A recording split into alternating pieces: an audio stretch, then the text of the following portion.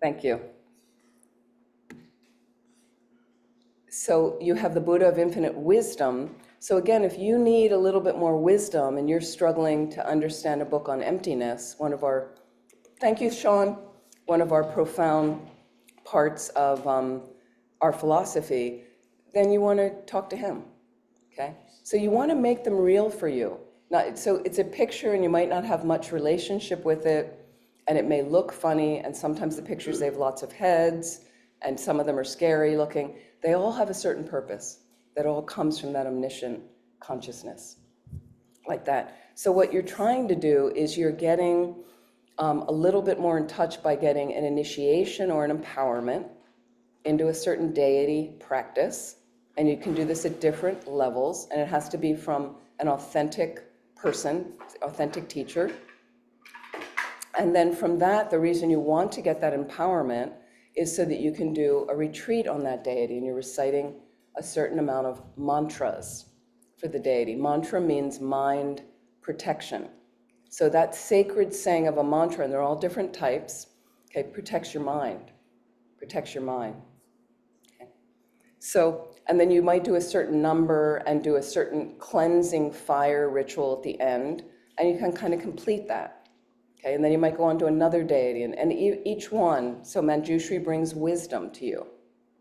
So again, your faith is part of it, but so what we're going to do today is work with the green tar practice. I find she's really, really helpful. So initially, we don't have much experience with this, and it comes from your own exercises of trying. You have to make the effort. Okay? So I'll give you a couple examples. One example was years ago, I did a retreat at this mountain hermitage called Laudo. Some of you have heard of it. It's in the Mount Everest region of Nepal, where my teacher, Lama Zopa Rinpoche, on the right here, my main teacher. They're all actually my teachers there, but the Lama Zopa Rinpoche, my main teacher, where he's from. His sister's an old nun who still lives there. And it's a wonderful place to retreat. It's very primitive and remote. But the first retreat Rinpoche sent me on, I had interest to go there, and he sent me to do something with water bowl offerings that you can see on the altar. Can't really see them, but I guess there's water bowls there. Yeah. And it's a certain ritual you would do, and these rituals help you accumulate merit, positive energy you need to progress along the path, or to purify negative tendencies, like that. So I went up there, I'd never been there before, it was really hard, and they had no water at the time. So he asked me to do a retreat for 6 to 8 weeks with water, 2 months with, and I was first told, there's no water there. So again, the harder you work at some of these things, the better the result you get. Clean something, clean something. And what it cleans is the negative tendencies in your minds that keep you unbalanced. Okay. But in the beginning, I had no context for this. I was a new Buddhist, and I tried, and what I did is one other teacher, Lama Zopa sent me to. I was really scared to go up there. It was very primitive, no electricity, no running water, things like that. And I said, will you pray for me, because I'm going to go to this place, and I'm nervous, and I've never done a retreat on my own before. And the older Lama, the other Lama said, of course I'll pray for you. And he said, but you just talk to Tara, and she'll help you out. And so I didn't have a whole lot of context. I was like, yeah, okay. Because we're very focused externally all the time. It's always external, what's going on for us. So that's what we reach for solidity, for stability, is something external, okay? So then I went up to the retreat center, and they told me to bring some plastic pipe, a coil of plastic pipe. They ran the water from a spring about 20 minutes walk away to my little cabin where I was staying. And there were so many obstacles in the beginning. The tap would fly off it was a plastic tap. It hit me in the face a few times. The little ground I was in flooded. So as not to ruin my shoes, I was barefoot like 12 hours a day, but it was ice cold mountain water. I couldn't do it for more than a couple days. Like I can't do this, So all these different things. A wind came up, it blew all my water bowls off the wall that I was on. But again, it builds character. One of the best retreats I've ever done, okay? But what I did is I had learned these Tara praises that we're going to do in these sessions. And these Tara praises, and there's a praise, a 4-line praise to every Tara, to all 21 Taras. So I would do those every day, like 3 times, just read through it. You can read it in English, but I'd learned the chant at a retreat before. So I would do it different ways, and I just didn't know, and so I slowly did the retreat. There were many obstacles where the yak in the area, the pipe was over ground, so the yak would trip and break open the pipe. It would split open, so I'd have to hike out, find the break, put it back together, duct tape, and that happened many times, right? Finally, we buried the pipe, and so you go through that first month where nothing's really working well, but you're continuing, I'm like, and then I gave up. After about a couple weeks, I said, enough, I can't do. But then again, if you talk to Tara, the energy would shift. So this was my own little baby experience. Honestly, I'm not any holy person, so don't project things like that onto me. I'm just like you. So you might say, well, she's a nun, shaved her head. Okay, but I was a lay person. I started just like you. I didn't know much of anything. I just launched. Okay? So finally, I finished, and I really needed the water, and I finished. I knew the water would run out for the season because it was coming after monsoon, so they were eventually that spring would dry up. And then the day I finished, the number that I had set out to do, the next day the water finished. It was really extraordinary. And so Lama Zopa's sister was there, and I didn't really focus on that so much. I just knew that I had finished, and I was like, it was like 2 months of drudgery. But when I came down to the kitchen, and I was up in this retreat the whole time, and they would deliver food, and I finally came down and mentioned that, and I just asked them because I was using the water up there to brush my teeth and for other things. And then when I told her that the water stopped, and she told everybody that all the time, anybody that came through, she said, she finished water bowls, then the water finished. She finished the water bowls, water finished. So apparently it was like kind of significant, and then I had a little bit more faith in Tara. Like I felt like, So every time I've reached out, try to connect to her, she really seems to come through. Maybe subtle for you, okay? So this is not any magical mystery tour, but I'm just saying the more we come in contact with these images of the Buddhas and lay a good foundation for our practice, that's really important. Lay a good foundation for your practice. Okay, that's something we're bored with and we don't want to do. So we're going to talk about that. Right? That's what really gets you the results over time. So, and please, it's not going to be delivered in 2 weeks. If you're doing something for 35, 40 years in one way, you can't change your mind in 2 weeks. It's going to be a process to change, but it does work. So some of you have been at this for a year, 3 years, 5 years, longer. So what were you like a year ago? Notice any changes or no, right?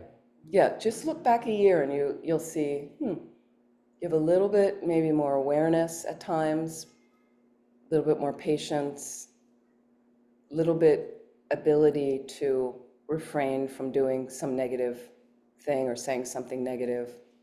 Just that, and you're not going to do it perfectly yet because we're humans. So human nature doesn't do it perfectly, but Buddha nature does. That's what we're aiming for. Okay, so let's just start with our motivation, and we will take some breaks. So we go until 12:30 this session. Okay, and we will take a break in this session. We really want to feel like we're coming in to a city retreat mode, which are great. I love the city retreats. And what's nice is also you want to start to get into some good retreat habits. Some of you have already done retreats. But what I mean is watch your water intake so you don't have to interrupt a session where you have to get up before the break. Like these are things you learn in retreat. When you're on a retreat counting mantras, okay, you can't get up until you finish, because once you get up, you have to start the whole session over again. Like that. So you kind of develop and you're building this energy on your cushion, on your seat. You can absolutely sit in a chair to do retreat. There's nothing wrong with that. Most important part is to get our motivation, our mind oriented in the best direction, most positive direction. Okay? So we all came here for different reasons. So one of the reasons in this tradition is really about showing up in your highest manifestation of yourself right now, in the broadest aspect that you can, to help all living beings. Help all living beings, okay? And right now you may notice that you're limited in doing that, that you're limited. At times somebody does ask you for help. You have a friend come to you. You don't know what to say to them. You don't know what advice to give them, okay? So but we're shooting for something higher than that, but at least you try with the best advice that you can give, and you have that heart that really wants to open more and more. You have a heart also right now. One of the basic ways to practice kindness with others is to sometimes somebody just needs somebody to talk to, right? I find so much right now in the States, people, they get in isolated mode, they get paralytic, right? They start withdrawing from everything. The anxiety and depression goes up, which causes you to isolate more, to withdraw more, and then you have stories in your head going around. So we're going to talk more about this.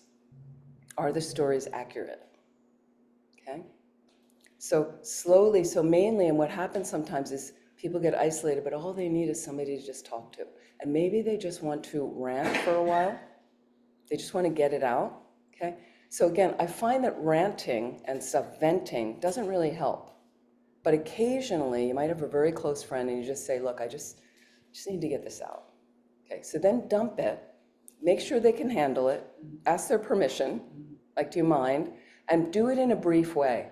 Get it out. And the reason is, if you just vent and complain all the time, you create a deep trench of that in your mind, and it's a habit. And then all you want to do is vent and complain. And we know some complainers, and people don't want to be around them. If that's all they're doing, it's tiring, okay? So, but occasionally we just need to and you have a close friend that can handle it, and you go, and get it out, leave it, done. Don't keep revisiting. Just, you got it out, you feel better. Sometimes it can be helpful. We listen to somebody. Okay, let's get our motivation in the right place. Let's just sit for a little bit. Bring ourselves here in the space. So again, having that extension of your spine, great. And if you're in a chair, try not to lean too heavily against the back of the chair, but mainly find a comfortable position for you. If you're in a chair, feet flat on the floor, feel that grounding right now, either your body on the cushion, feet on the floor. I'll give you a traditional meditation posture. It's up to you, you experiment. This is from Lama Zopa Rinpoche, traditional 7-point Vairocana posture. Vairocana or Vairocana, simply a crystal clear, kind of whitish Buddha that brings us our form. So he's kind of like, here's how you sit. So either on the floor, feet straight down, or you're on a cushion in some cross-legged position. Spine as extended as possible. So as if Lama Zopa would say, as if your sides are long. So you feel that extension. Head is slightly tipped forward. So this creates a lot of mental distraction. And if you're too far down, drowsiness. So the position of the hands is always tricky for people. So we place our right palm on our left. Thumbs are pressed together. So in your subtle energy system, there's a subtle vein that runs down the pad of your palm called a bodhicitta vein. When you press them together, I've heard this from different lamas, okay, it opens the heart chakra, the energy center at the heart. We want to have that nice, spacious, and open. Okay. It also cuts off delusion in your mind. And the arms actually extend out to remind you, okay, of method and wisdom, the two modes, the two wings of the bird to fly to enlightenment. Method and wisdom. Okay. So people might say, well, their shoulders feel tweaked. So imagine your shoulder blades going down your back.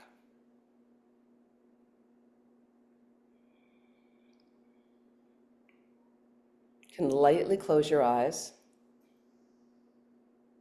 And again, when you have your hands, the palms and the hands, it's right against the body. So it's an erect, alert posture. And you check, because a lot of people put the hands in the lap, then they're slouching. Again, you want to wake up. So we need to be alert to wake up. And let's be practical.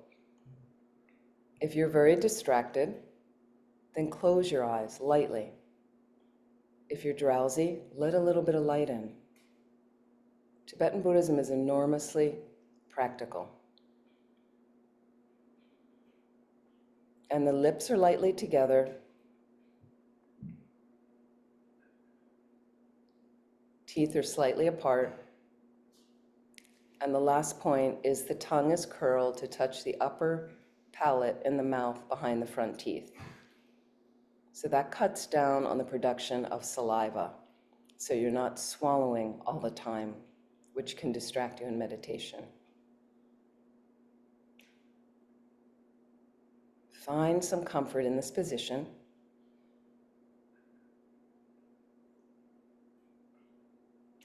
And if it's new to you, obviously it may feel uncomfortable for a time. The longer you sit in this position over time, days, months, years, it becomes like the most natural thing. And allow a normal, natural breath to move through your system.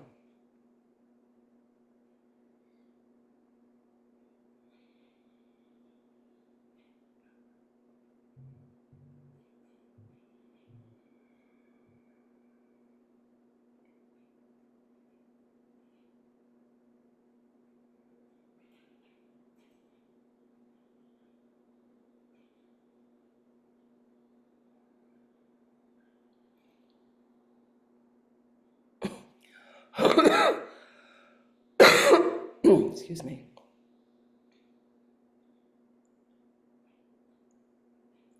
Okay, so here is now coming up one of the most important components of your meditation practice is to relax. Let go and relax. So start at the top of your head. One way that helps is to scan your body.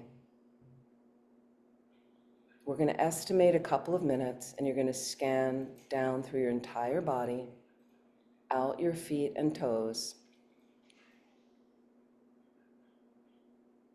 releasing that tension. So check the places you may store tension in the body, like your brow, your jaw, neck and shoulders, lower back and hips, and use your breath. Every inhalation, imagine you're opening up space in those tense areas. And every exhalation, you're releasing the tension more and more.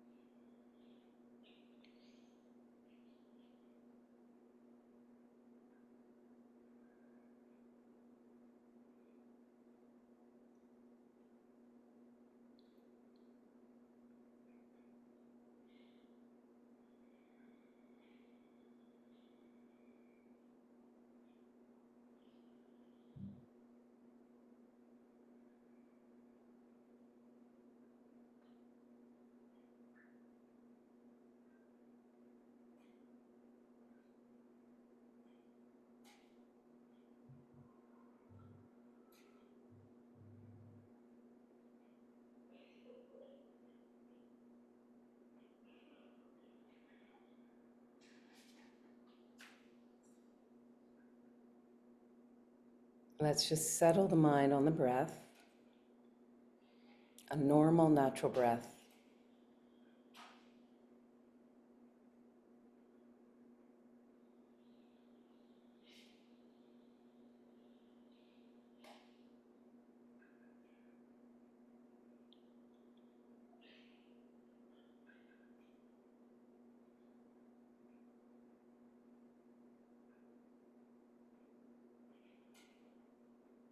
Mind floats off, follows a thought, perhaps gets distracted by a sound. It's very normal. If it's a thought, you simply observe a thought, you might say in your mind, or thinking, and back to the breath.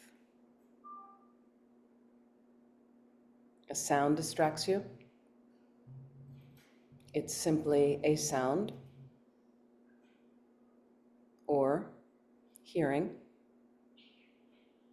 Let that bubble float off, back to the breath. Try your best.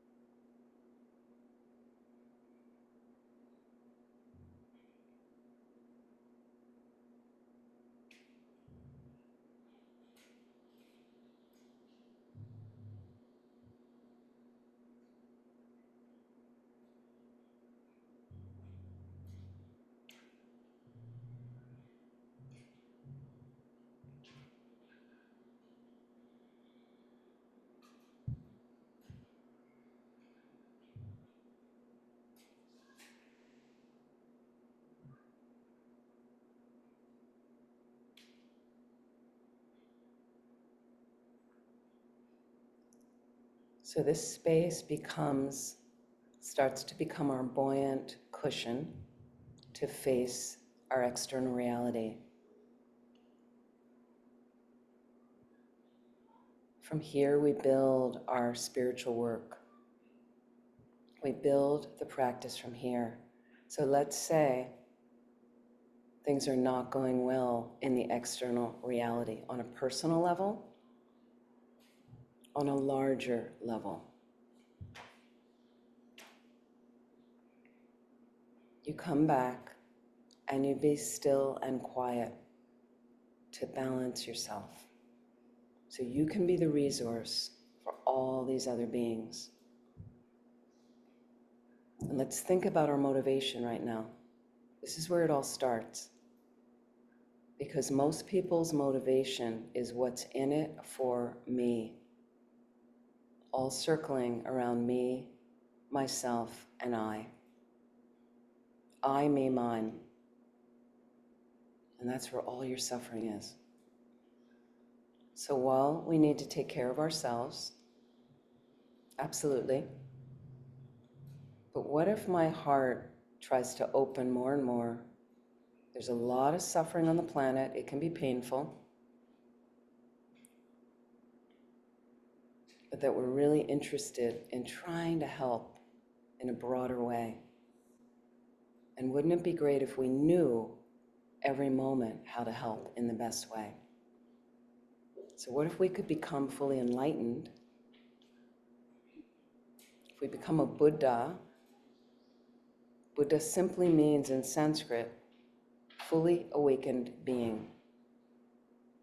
So what if we reach that place, and one of the qualities of that mind is you're omniscient.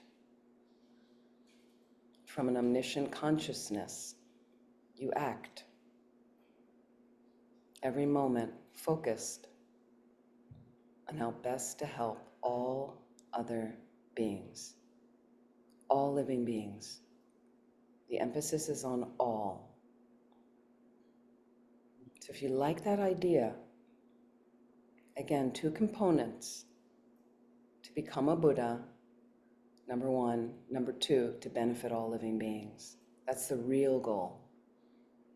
If you like that idea, feel free to fold it into your motivation.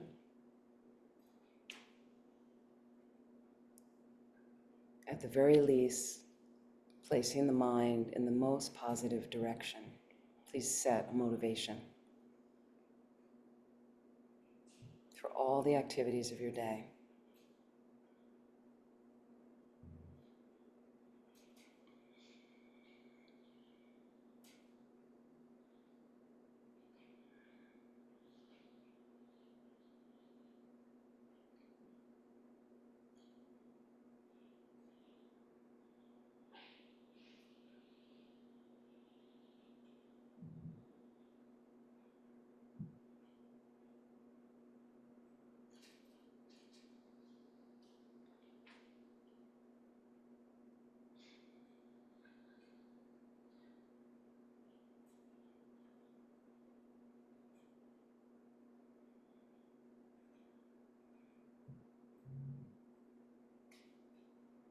And then you go outside and you encounter something harsh.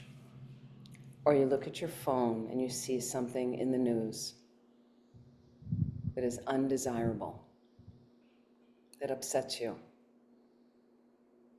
What do you want to do?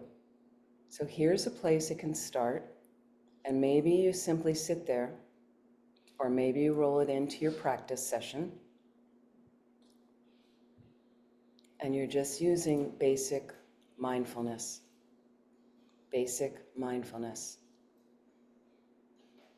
So life on the planet includes some suffering, and that's the human condition. The fact that suffering exists is the first teaching the Buddha ever gave. First noble truth, there is suffering. So it's a bit startling. For me, I wondered why he wasn't talking about love and compassion. But you have to understand how you suffer. What's the cause of the suffering? Second noble truth. And thank God there is a third noble truth. There's an end to the suffering. And the fourth is there's a path to the end. So the Buddha didn't leave us there with the suffering, but as humans, that's what we experience sometimes. What do you want to do with it? So just using right now basic mindfulness. You look at this situation and you inhale, and you might have some words in the back of your mind. This is a moment of suffering. You exhale. This is a moment of suffering.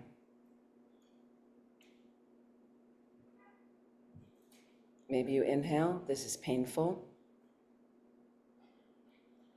You exhale. This is painful. Maybe it's simply you inhale. This sucks. You exhale. This sucks. You're just keeping it there with basic mindfulness. And why? Just the beginning is it lends more comfort to the discomfort if I can just hang there with it for a moment.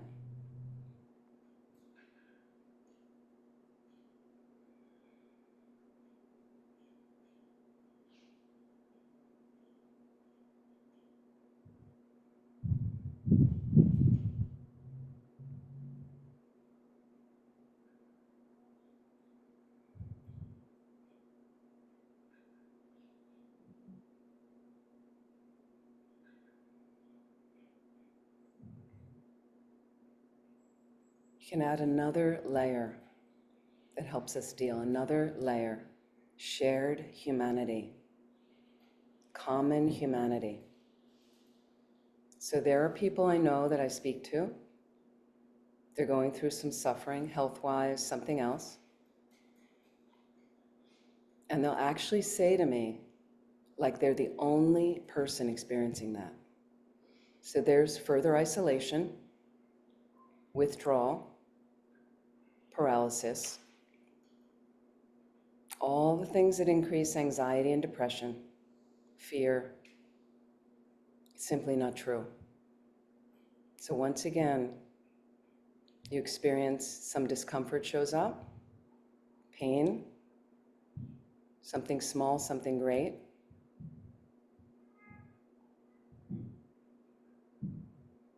And you inhale and consider how many other beings are experiencing this right now.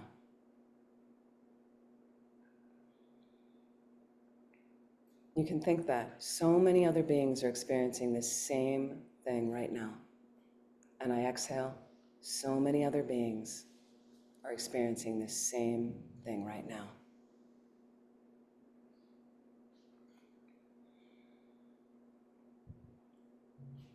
Maybe I inhale, I'm not alone.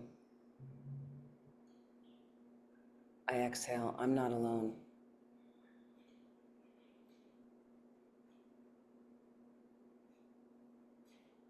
And how many beings have it worse off than you?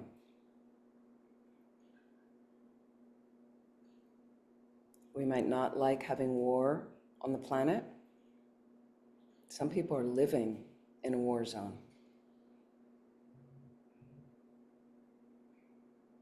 And you just sit with that. In the back of your mind, I'm not alone.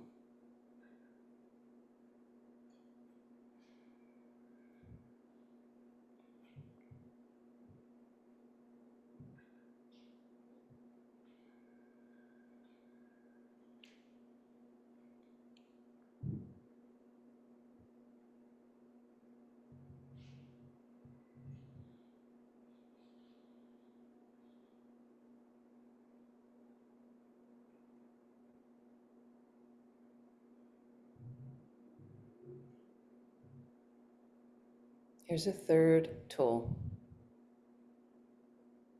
Loving kindness. Loving kindness. So looking at this suffering space in your mind or from the news story, whatever's happening. You might even want to put a hand on your heart. What do I need to do right now to take care of myself? What would be some kind gesture I can do for myself? I inhale and I exhale.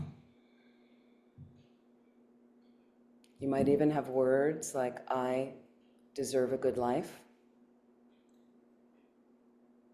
I deserve to be happy. Simply inhale and exhale. Maybe it's, I'm good enough.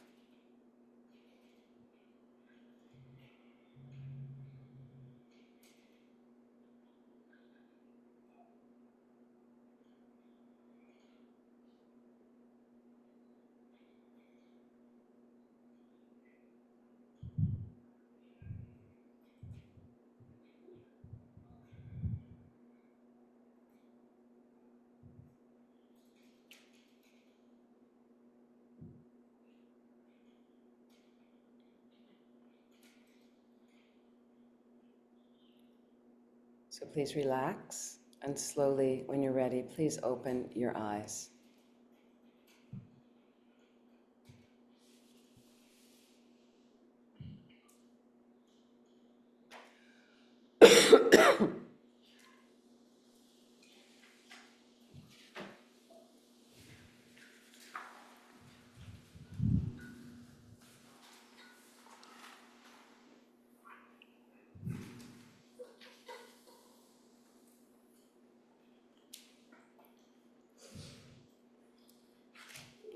Okay, so just a few little techniques for you to use that help to balance, help us keep the mind. This is from, those were from Kristen Neff.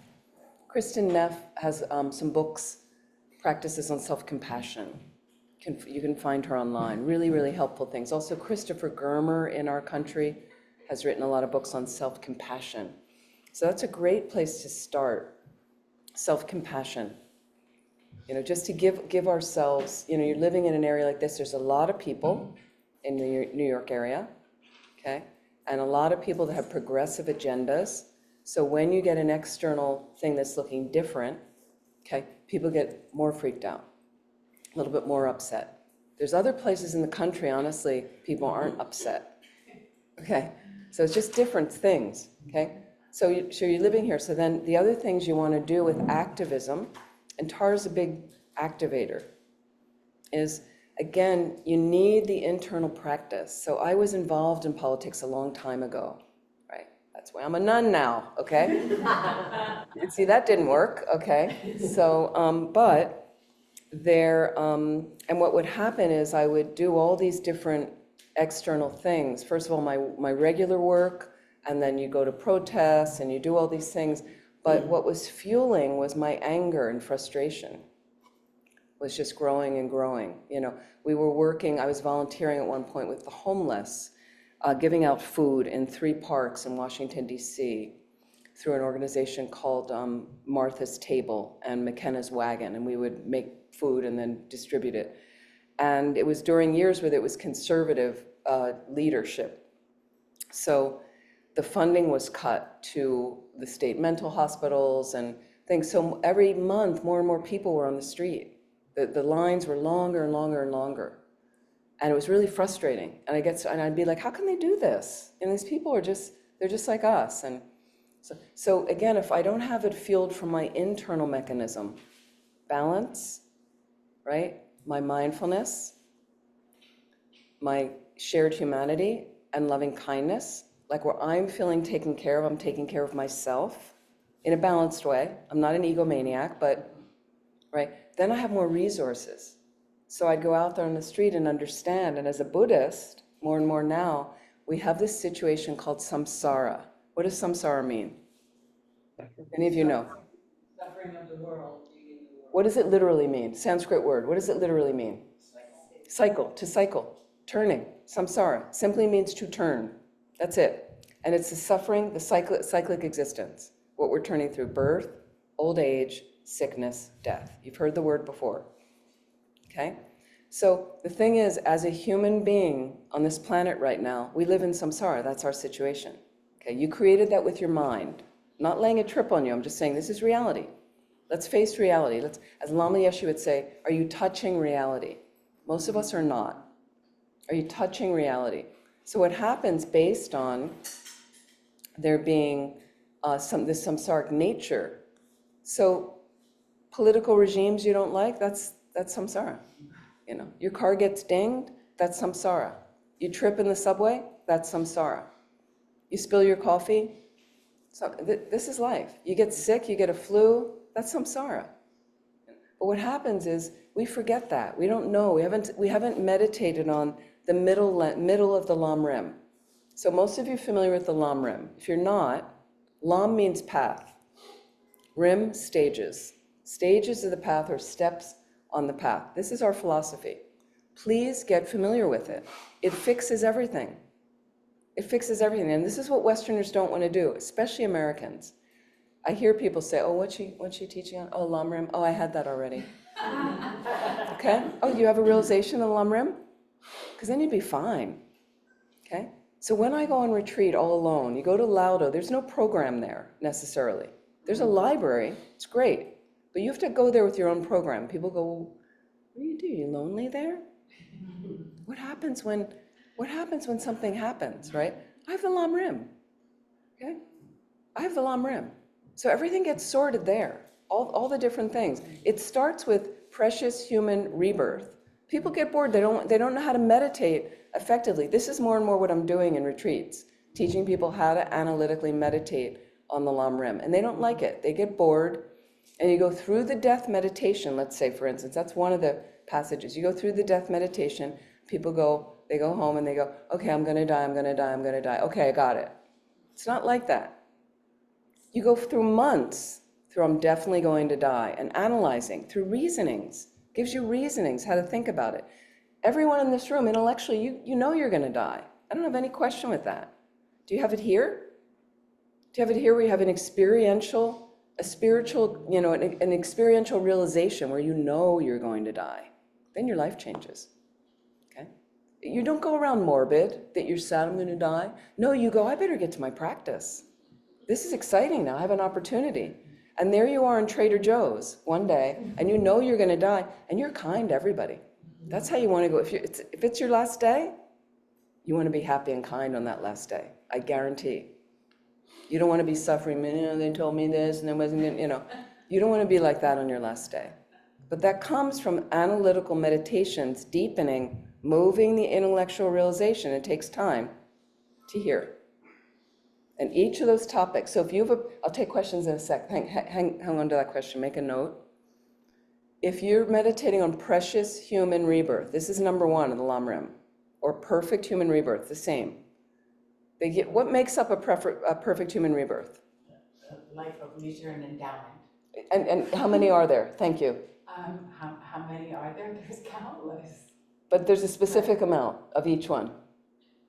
How many leisures, how many endowments? I think it's So we talk about freedoms and endowments.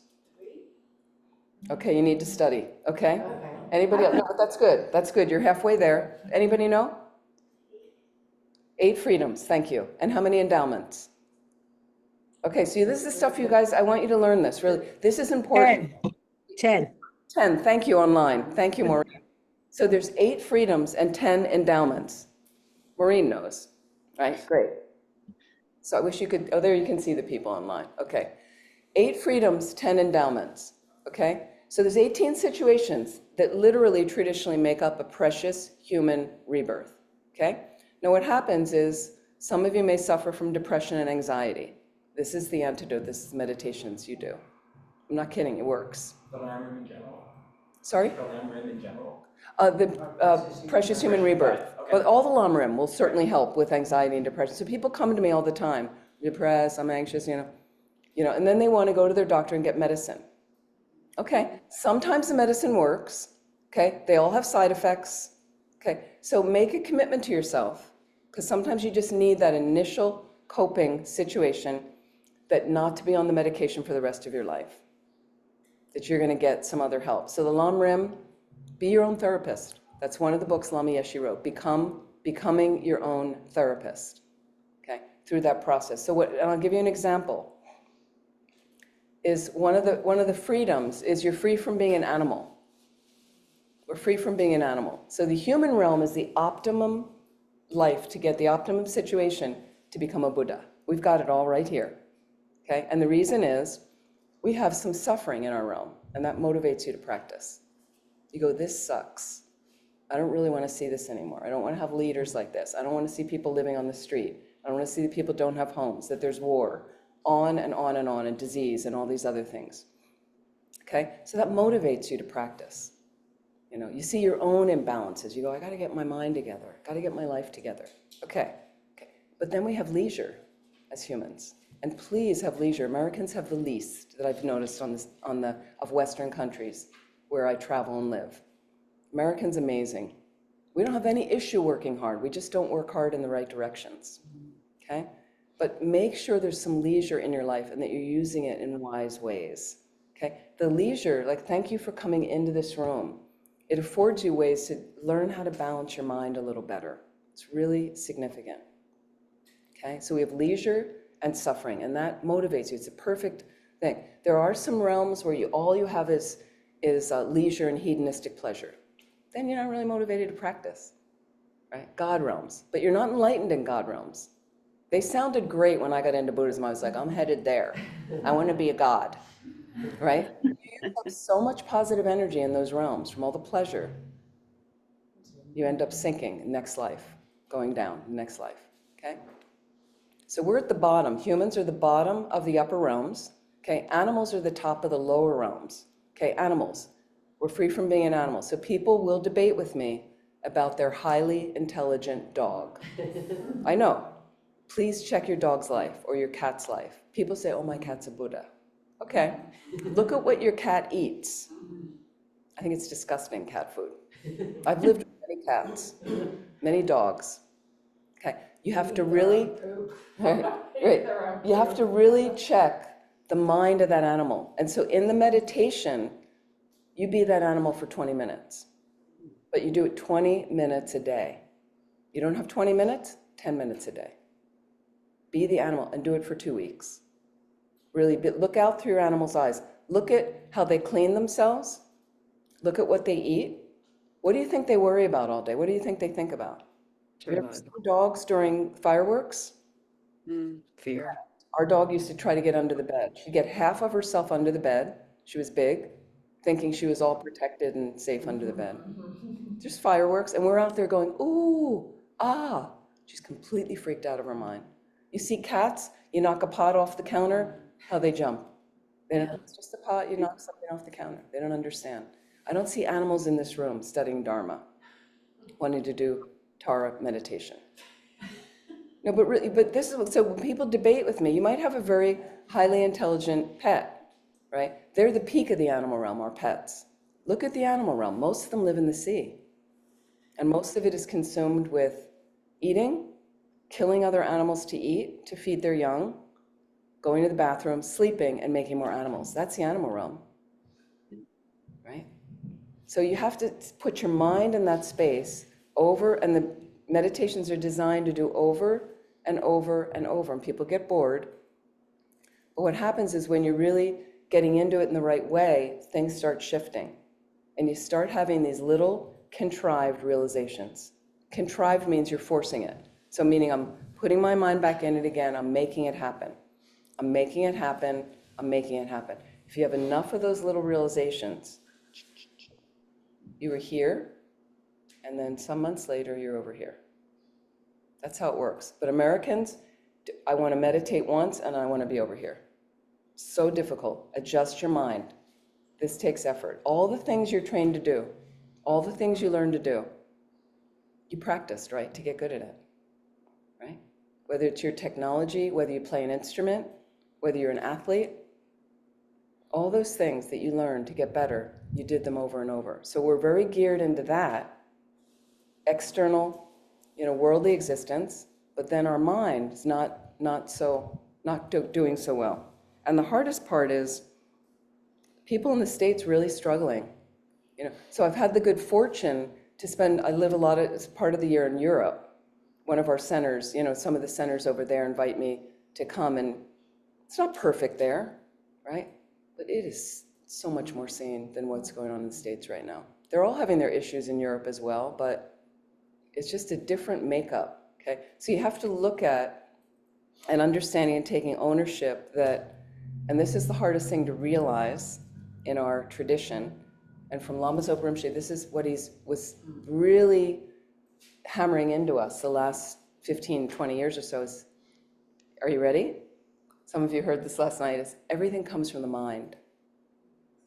Everything comes from your mind. So your external reality, your life, you created, okay? As glorious and as horrible as it is, whatever's going on for you, I'm not blaming you for the negative stuff. I'm just asking you to take ownership and responsibility for it. To wake up and keep creating more and more and more positive things for you. So please check. And something I'll ask, and so one thing I wanted to check, so how long is lunch? 12:30 to 2, or 2:30? 2:30, okay, so then we'll come back for 2 more hours, okay. That's a long lunch. Do we need 2 hours? Can we do an hour and a half? Would that work out? So if we do an hour and a half, can we take lunch at 1 to 2:30? Does that work for everybody? Or everybody's okay? Okay, let's do that. And then we're going to take a break in can we make it another half an hour? Then we'll take, okay. Thank you. Everybody online okay with that? Great.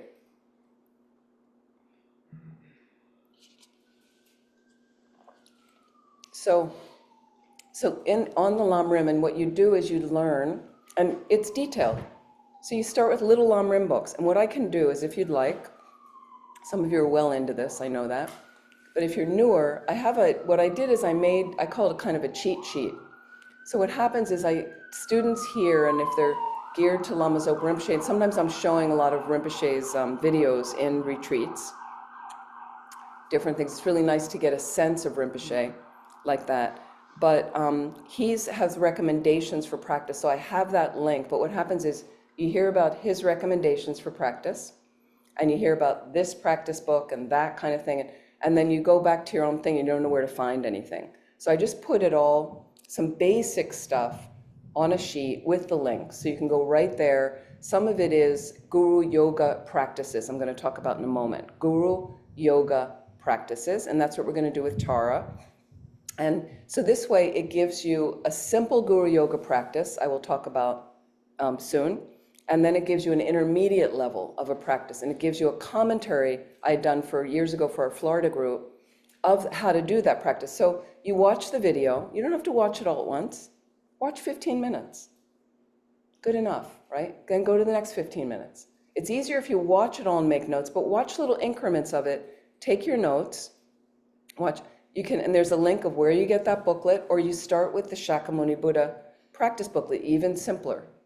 Even simpler. We're going to talk about that in here, and then transfer to the Tara of how it works, how you put things together. So if you'd like that, I can send that to Sheila. She can get it out to different people to help like that. And it has, and a lot of it is like Rinpoche's advice is in there as well, and it's similar to that. So what we have is this first level of just sitting, right? Getting used to lamrim and reading the thinner lamrim books first, and then going into deeper lamrim books, more detailed lamrim books to really understand, but doing the meditations on them. And I even put guided meditations in this cheat sheet. So there's a new book out by Venerable Sangye Kadra, a dear friend and one of our senior nuns. And she has a beautiful book about how to meditate on the lamrim that just came out that I really like. I also have Thupten Children in there. I think I have her guided lamrim meditations. Some people, you don't know how to do on your own, listen to her meditations. Works pretty well. So you get used to. The best is when you know the lamrim well enough and you start using traditional meditations to jump off into your own meditations of what really works deeply for you. Because we're Westerners. So we need our own examples. So you're going to use life experience as well. So what you're doing analytically is, so one meditation we're doing, we were just doing a little bit this morning. You just focus on the breath. So you keep building some concentration.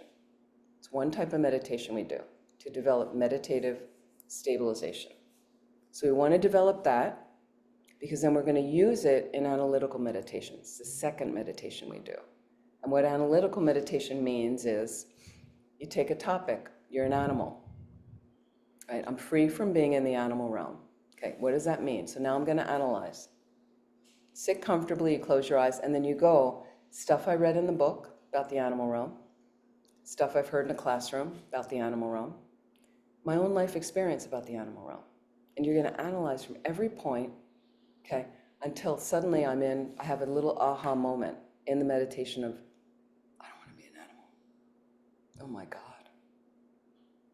Did you ever see the way animals eat in the wild? Did you ever see birds? Would you like to eat that way? They're constantly prey.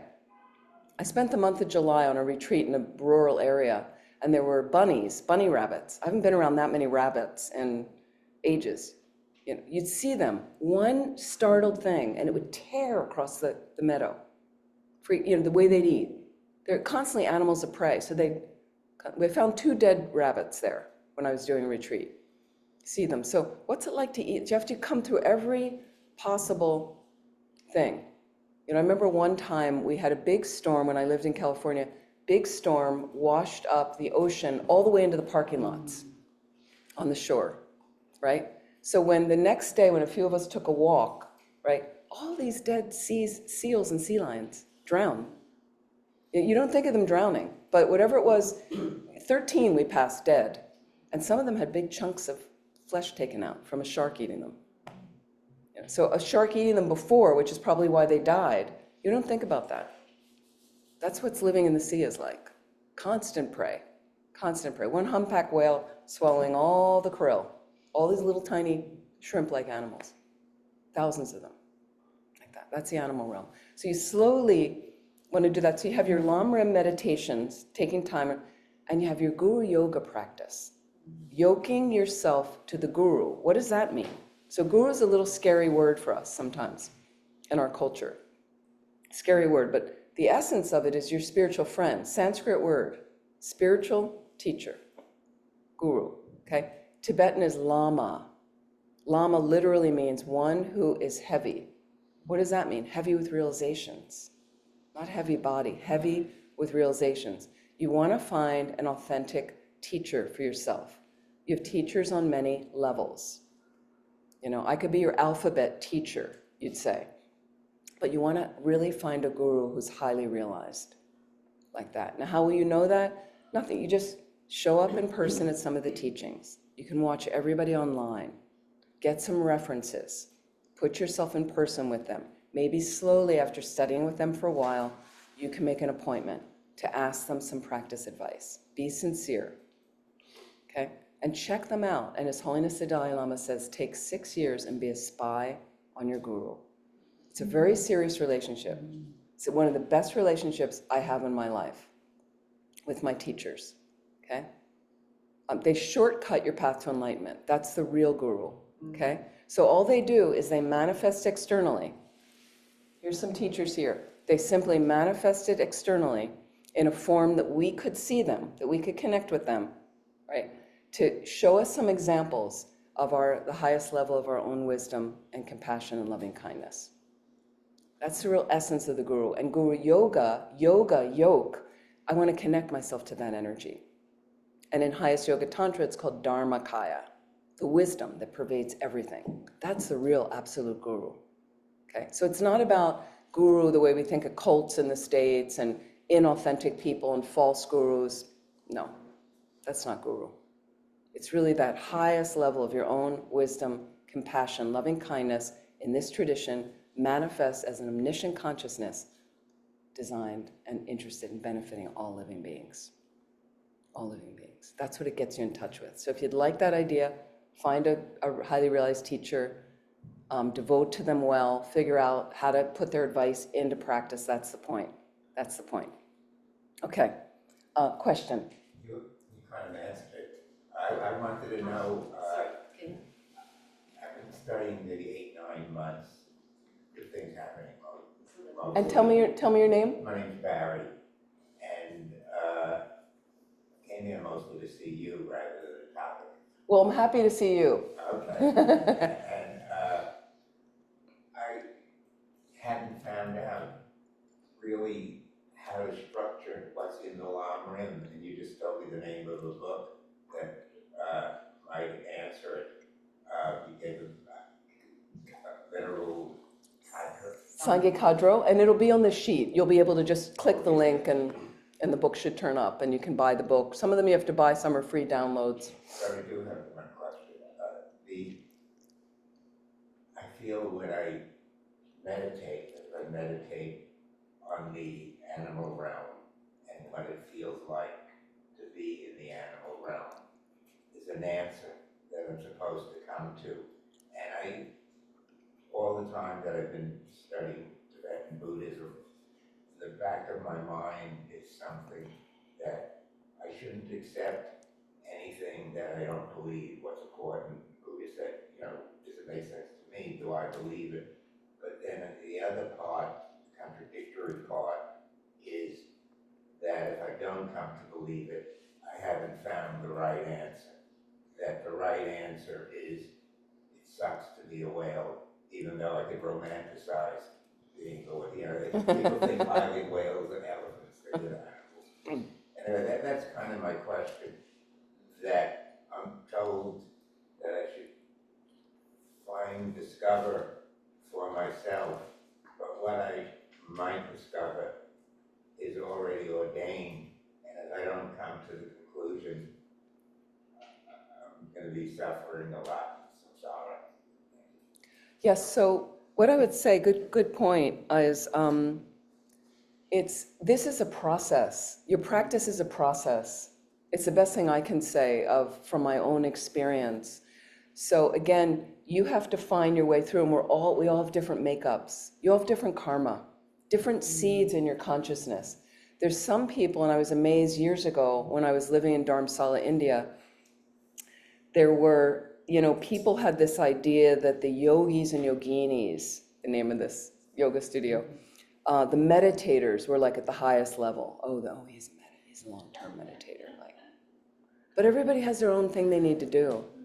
So there's people that serve centers, okay, all over the world. We have centers all over the world, okay? And I've run some centers and worked at centers for years and years. And you're slogging through some really hard work. You're doing it as a volunteer often, right? If they pay you, it's a minimal stipend. You know, I was at retreat centers, so we had like little cabins to live in, very basic housing, never enough housing, you know, always needing to be fixed or something. So you really do it out of this love, but the thing is, the people that serve centers make a place like this, right? And then you show up to get some help with your mind. So that's also really significant, the people that work at centers. Why are they less than the meditators, okay? Then you have people that teach. Then you have people that do all three. Like everybody's got a different makeup. So you need to find out what, and there's no value of like this is better and this is better, but it is progress of finding your own way and keep showing up for the meditations when at some point you might get convinced of something. And if there's a topic that doesn't work for you, and you know, for me, we have a topic about the lower realms of existence. Good luck with that, okay? Because my first Buddhist teaching, when I heard they were going to talk about lower realms in the next session, I didn't go to that session. I had no interest. I was like, I don't want to hear about hell realms. We have hell realms in Buddhism, by the way. That satisfies all the Catholics in here. Oh, there's hell realms. Okay, great. Ours are a variety of hell realms. You don't just have one. Many different hell realms. Okay, but it's not permanent. But again, I didn't like that. I wasn't going to go into that. And years later, I came back to that, revisited. Why? Because the other meditations I liked, start with what you like first, that I liked, I started to develop some faith. It was shifting a little bit. And then I came back to the hell realms. And then through different retreats I'd been in, group retreats, hearing from other students, I ended up developing my own hell realm meditation that was effective for my mind. Then I checked it with the teacher who ordained me, and he's like, that's how you do it. That's what you do. Like, that worked for me. So again, I would say, keep showing up for what is working, but be discerning. You do want to check, and you have to check everything I'm saying. Don't just accept because I have a bald head and I'm in maroon robes. Please, make sure, like, figure it out in your life. Should I try this? Does this work? And slowly, slowly keep traversing through. You don't need to just accept it because somebody else accepted it, but go through the topics that are speaking that you're getting a little bit more taste from and see, and then pick up some other topics. Does that make sense? Yeah. Sounds like you're doing well, frankly, but another question, yeah. When you said you found a version of a hell realm meditation that worked for you, what do you mean by work? Like you got a fruition, you got a realization out of doing it? I wouldn't say I what was got, that realization? you know, and again, when I said contrived realizations, you're first going to come to that, meaning I'm making it happen by meditating on it over and over and over and over. I have to keep that meditation fresh in my mind. Then what's going to happen is the next phase is using my meditative concentration in that contrived realization over and over and over. I'm deepening the experience until it becomes uncontrived. Uncontrived. My mind is immediately, because I feel like I know I'm going to die and it's going to come soon and I don't know when it will come, I want to make the most of today. I want to have a kind heart. I want to try to help you. I want to try to be focused as much as possible. All those lamrim meditations start to come to fruition and you start living through that. So, and so the other question you were, yeah, so that's how you'd want to come to some uncontrived realizations like that. Yeah. We spoke last night. Yeah. Oh, press the button. Did you go to UVM? Yeah. You did you, because we have a center on the other side of Vermont, Milarepa Center. I lived there for 5.5 years. Oh, cool. In the Northeast Kingdom. Oh, yeah. Yeah, I've been there many times. And when I moved there, and Rinpoche asked me to help the center years ago, but everyone said, oh, Vermont's great. I'd come from California, Vermont. It's the blue state, right? Except the Northeast Kingdom. Green Mountain. Big Trump signs around the corner, it was like, yeah, it was very, very different because it's on the New Hampshire border, and New Hampshire and Vermont get lumped together in atlases because they fit in one page. They're like the most opposite states you've ever encountered. Yeah, Very it's different. really interesting. Well, I'm a nursing student right now, and I'm graduating next month, and partially why I'm here. Currently rotating through the ED, which is a very stressful place to be. I really like it though.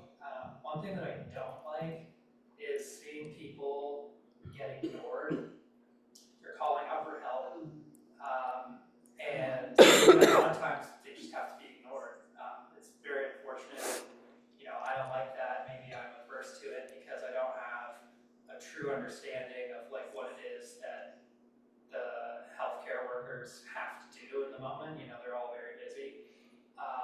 And I'd like to work there, but I guess I'm just wondering, like, what is, in your idea, like a good path or a good, you know, like, I guess mindset to sort of like cultivate, you know, when I'm in those situations, because there's literally every single second, there's a situation where you're presented with a person suffering or some sort of need. And I guess I just like want to help these people when I can and however I can, you know, but it's hard to understand like what that might be Right. in the moment.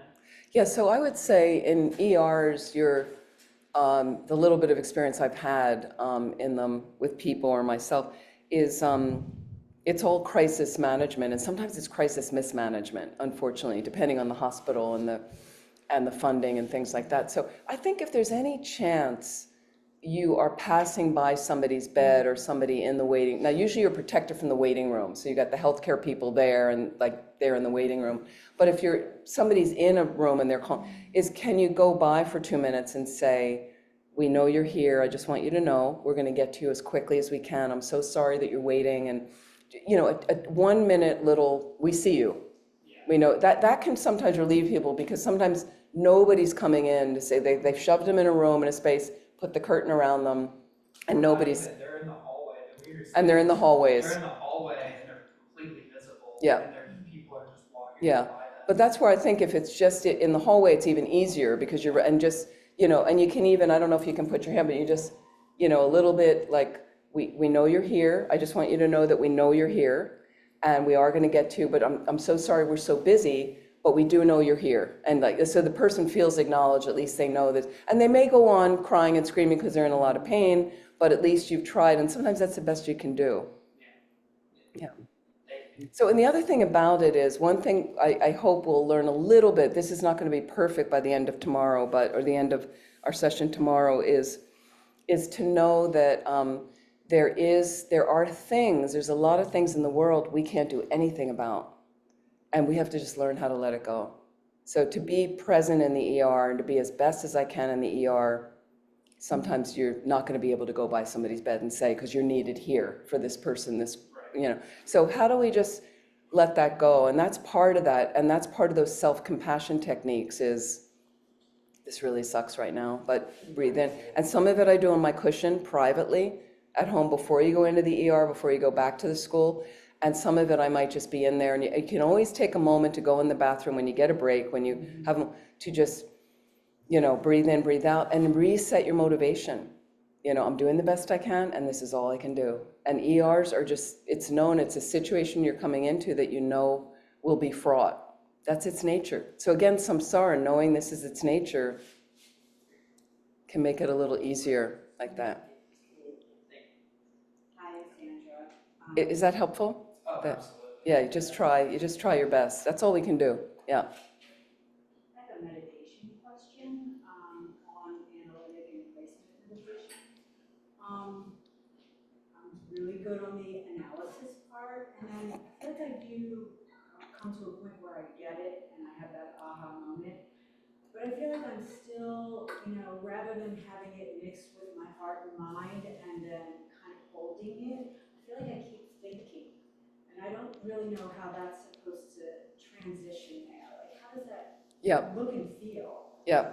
So that's something that I'm, you know, So trying in the to work analytical on. meditation, you're just overthinking. I'm overthinking. Okay. I feel like I get it. I've come to a conclusion, but yet I then don't quite know how to stop and just kind of let that mix with my mind and focus. Sure. on that. And what's your name?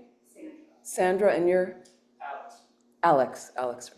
So this is pretty common. Now what happens is I have a feeling, so when we hear about analytical meditation, and when people start to try on the lamrim, they get bored quickly. Like I said, oh, I'm gonna die, everybody dies, or, you know, I got it, I'm done, you know.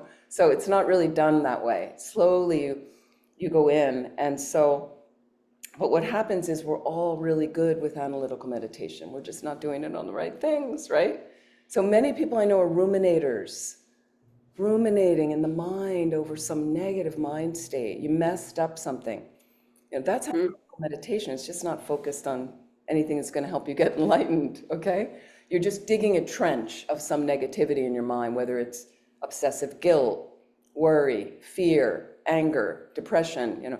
So what you're doing in analytical meditation, if you're coming from every angle, but then suddenly there's a little juicy moment of like, I don't really want to be oh my God, the animal realm, or I'm definitely going to die. Like, well, then just quiet the other thoughts, just stop, and just focus, take all that concentration into that feeling to deepen that experience. It's going to fade, and then you analyze more quickly again, using the reasonings, and then and a little bit training the mind, just stop right now. Meditative absorption, just stop, absorb your mind into that, oh my gosh, definitely going to die, I'm definitely going to die. And it's a habit of over rumination, just a habit. So we want to a little bit stop and maybe spend a little bit more time just focusing on the breath and just keeping the mind stable in a little situation. You could even visualize a golden drop of light here. Visualize a golden drop of light here. Stay with something that gets you to focus, right? Put Tara over your crown. We're going to do that in a moment. Tara over your crown. Just focus on her. Feel the light rays coming and just focus on that to get used to just letting go and absorbing your mind into one thing. So it's exercising the mind as well.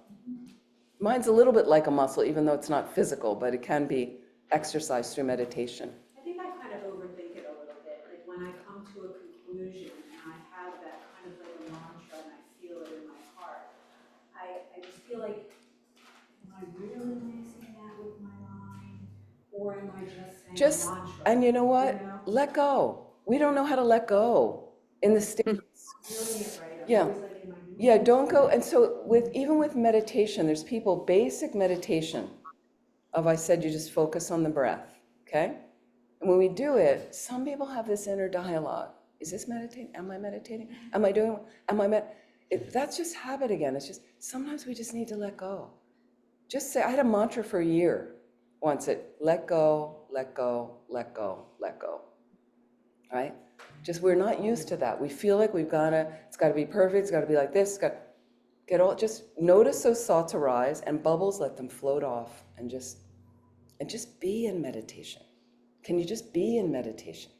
We're human beings. Let's just be for a moment. I don't need to do anything, just let it all go. And so practice that a little bit more. You're noting the thoughts come up, let them float off.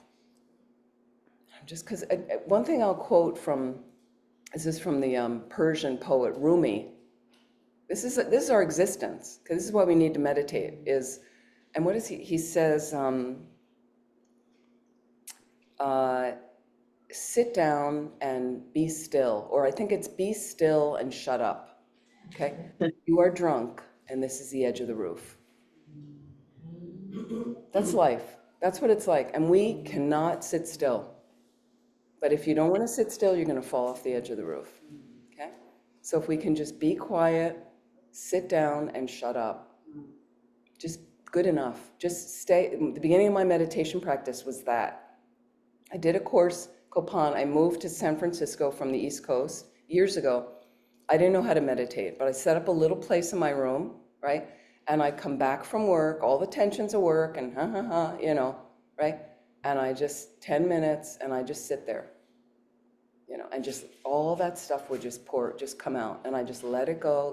And after 10 minutes, just following my breathing, calming down, I was much calmer. Okay. And then I could kind of think about, what was I tense about at work? What was going on at work?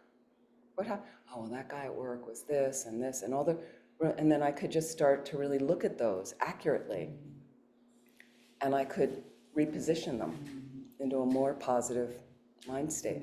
That's how it starts, is just be still. We're not still and quiet for much of not at all. So that's an indulgence you give yourself. In the beginning, it can be unnerving, okay? But after a while now, it's my safe place. And I would come back from work, new Buddhist, new meditator, I'd come back and I couldn't wait. I was going to go out to dinner with my friends. I couldn't wait to have my little sit. I'm going to get together with myself. So it becomes inviting. Make your place inviting. You don't need an elaborate, expensive altar. You want it to be inviting. Put your favorite shawl there. Get a cushion. Our bodies are all different. Get a cushion that sits. So when I came in and I said to Sheila, oh, I can't sit on the round cushions. I sit on a corner. I have a little corner under my tailbone. Our bodies are different. Now I can sit comfortably. So figure out what you need to sit on. You want to sit on a chair? Perfectly fine. But make it comfortable. Favorite cushion, make it comfortable. You have a little table, you want to light a candle? Great. Later you want to figure out how to set up an altar? Great, we can teach you how to do that if you like that. But that main thing is just that habit of now I can come back and I can get in touch with myself. Figure out why was I so unhappy today? Why was I so happy today? But why am I so happy today? I want more of that. So if I figure out what caused it, who was around, what were the triggers, I'm going to do more of that. And then this thing wasn't good for me, so I want to figure out who was around. What were the triggers? Was I tired? Why did I say the wrong thing? You figure it out. And you start creating more positive behavior for yourself. Does it make sense? That's what we do, just realistically. You don't need to be any holy person, right? Just, it's you getting together with your mind, please. And then we'll take a break. Sure, I'll try to keep it brief. No, don't be sorry. What's your name? My name's Maura. Hi, how are you? Great. I'm gonna go channel back to you, to the beginning, meditation, in response to situations that I've had and Alex. So, a couple of things, because I work in healthcare in a certain capacity, and I did. And there's a talk of moral distress in healthcare because we're tweaked, low staff, low this, low that. So acknowledging that, right? And like that, for me, just to somebody to go, oh, I'm suffering. Of course I'm suffering in this environment. Going back to those phrases was, this is a moment of suffering. This is samsara, right? How could it not be? And the more I try to fix samsara, the more suffering I have, right? But the mind can do the same actions, or I learned, right? But not, it's hard. It's like a constant daily thing to remember I too am suffering. When I can't help you, I'm suffering too. We're all in this, right? I work with children now, and it'll be like, this is hard. This is a moment of suffering. I'm here, right? I'm suffering too. There's no separation. We're all suffering. Right. And then just acknowledging that in myself, I'm resting in that place, and how great I have another path, that it doesn't have to be like this. This is a gift. As hard as it is, it's a gift to see suffering, and we do what we can. But it's also an enlivening to move into compassion. Wouldn't this be great if we could really help people? And we help by doing all kinds of things, but the real help is to become a Buddha, so we can really help get out of samsara. Samsara is endless, well, unless we get out. Yeah, no, you can get out. You're not stuck in samsara. Motivate yourself to get out, that you can get out of samsara. Know that you can get out. Is it going to take effort? Yeah, but we know how to do effort. We're just not doing it in the right directions, but yeah, absolutely. And that was just paraphrasing you, so. Sure. Yeah, thank you. Okay, we're going to take 20-minute break, okay? And 20-minute break, but we're not going to blah, blah during the break. Okay, so have some tea, go to the bathroom. I want you to meet somebody new in the room, introduce yourself. And I'd like you to, you can either remain in silence, because it is kind of retreat mode, or discuss with somebody else, where does your suffering come from? Where does your suffering come from? Your suffering. Where do you think it comes from? Okay. And another thing you can discuss is, do you have a practice going? What gets you to do the practice? What has helped you get the practice started? If you're not starting, what prevents you from getting a practice started? And then you can try to discuss and help each other. Okay, everybody clear? Okay. Thank you. So if you're home, you can think about where your suffering comes from. If you're home on your own. We'll take 20 minutes. Thank you. 20 past 12. Okay.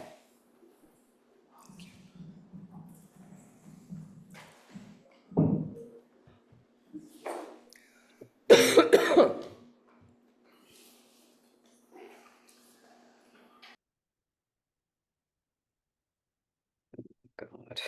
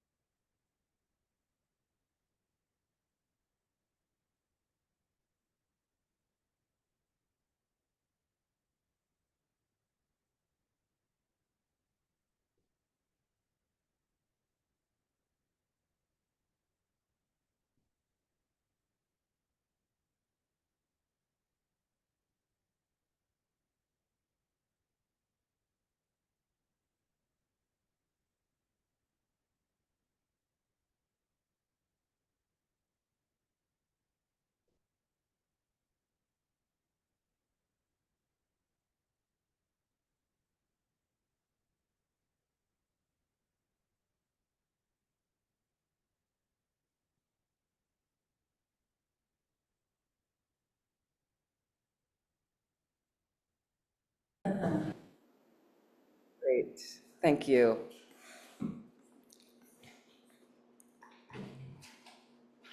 Thank you, everyone. Okay. If you look there, some of you can see. You can see online quite clearly. There is our Tara. So I know it's a little hard to see her because of the light in the room. There's the emerald green goddess. I'll just show you a few things. I don't think I can increase this. Oh, here we go. It's a beautiful face. Many different versions of Tara, different looks based on the painter, like that. And if you look here, so she holds these beautiful flowers in her hands, just draped in beautiful scarves and jewels. And you see her left leg, different than the Buddha, seated in more of a Vajra position, like that. Yeah, not to do that during class, yeah. Sorry, yes. Yeah, I have sorry. cramp. Okay, sorry, yeah. Often the Buddha's seated in full Vajra position, like that, but she's got her left leg drawn in. So that shows she's got control over desire and her sexual energy. Okay, her right leg is extended out because she's active. She's ready to jump up and serve all living beings. That's Tara, that's green Tara. That's what she's all about, ready to serve, active. So how can we embrace a little bit of that, have a little bit of that in our lives? And some of it comes from doing her practice. So the simplest Guru Yoga practice, a very simple one I can show you, that happens to be contained in the gold prayer books. So some of us have copies. Can we just get those off the floor? So we never we try not to put them on seats on the floor. And the reason is the Tibetan texts are kept at the very tops of rooms, bookshelves. You shouldn't have Dharma books lower than the level of your knee. Okay, and the reason is when they start getting trashed, and if you treat it like a beach novel, right? We don't put coffee cups on them, we don't even put eyeglasses or your rosary on them, right? Because the pages will start falling out, they start getting messed up and ripped, and then we're not gonna have the books anymore.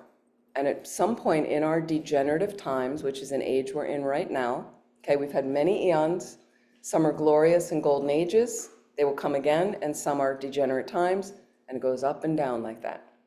Okay? So what'll happen is the teachers will stop reincarnating. They won't come back, and then all we're going to have are the books. Okay, but if the books have pages missing and things like that, and they're not in good condition, then we're not going to get an accurate full thing. So we really treat the books pretty respectfully. And I know it's hard here because you don't have tables to put them on and things, but just try to think about that. I'm not putting them on the floor. And so in that particular first level prayer book, volume 1, you can also find it extracted out into its own booklet, and it's on my sheet that I just sent to Sheila. And for those of you online, it's in the chat.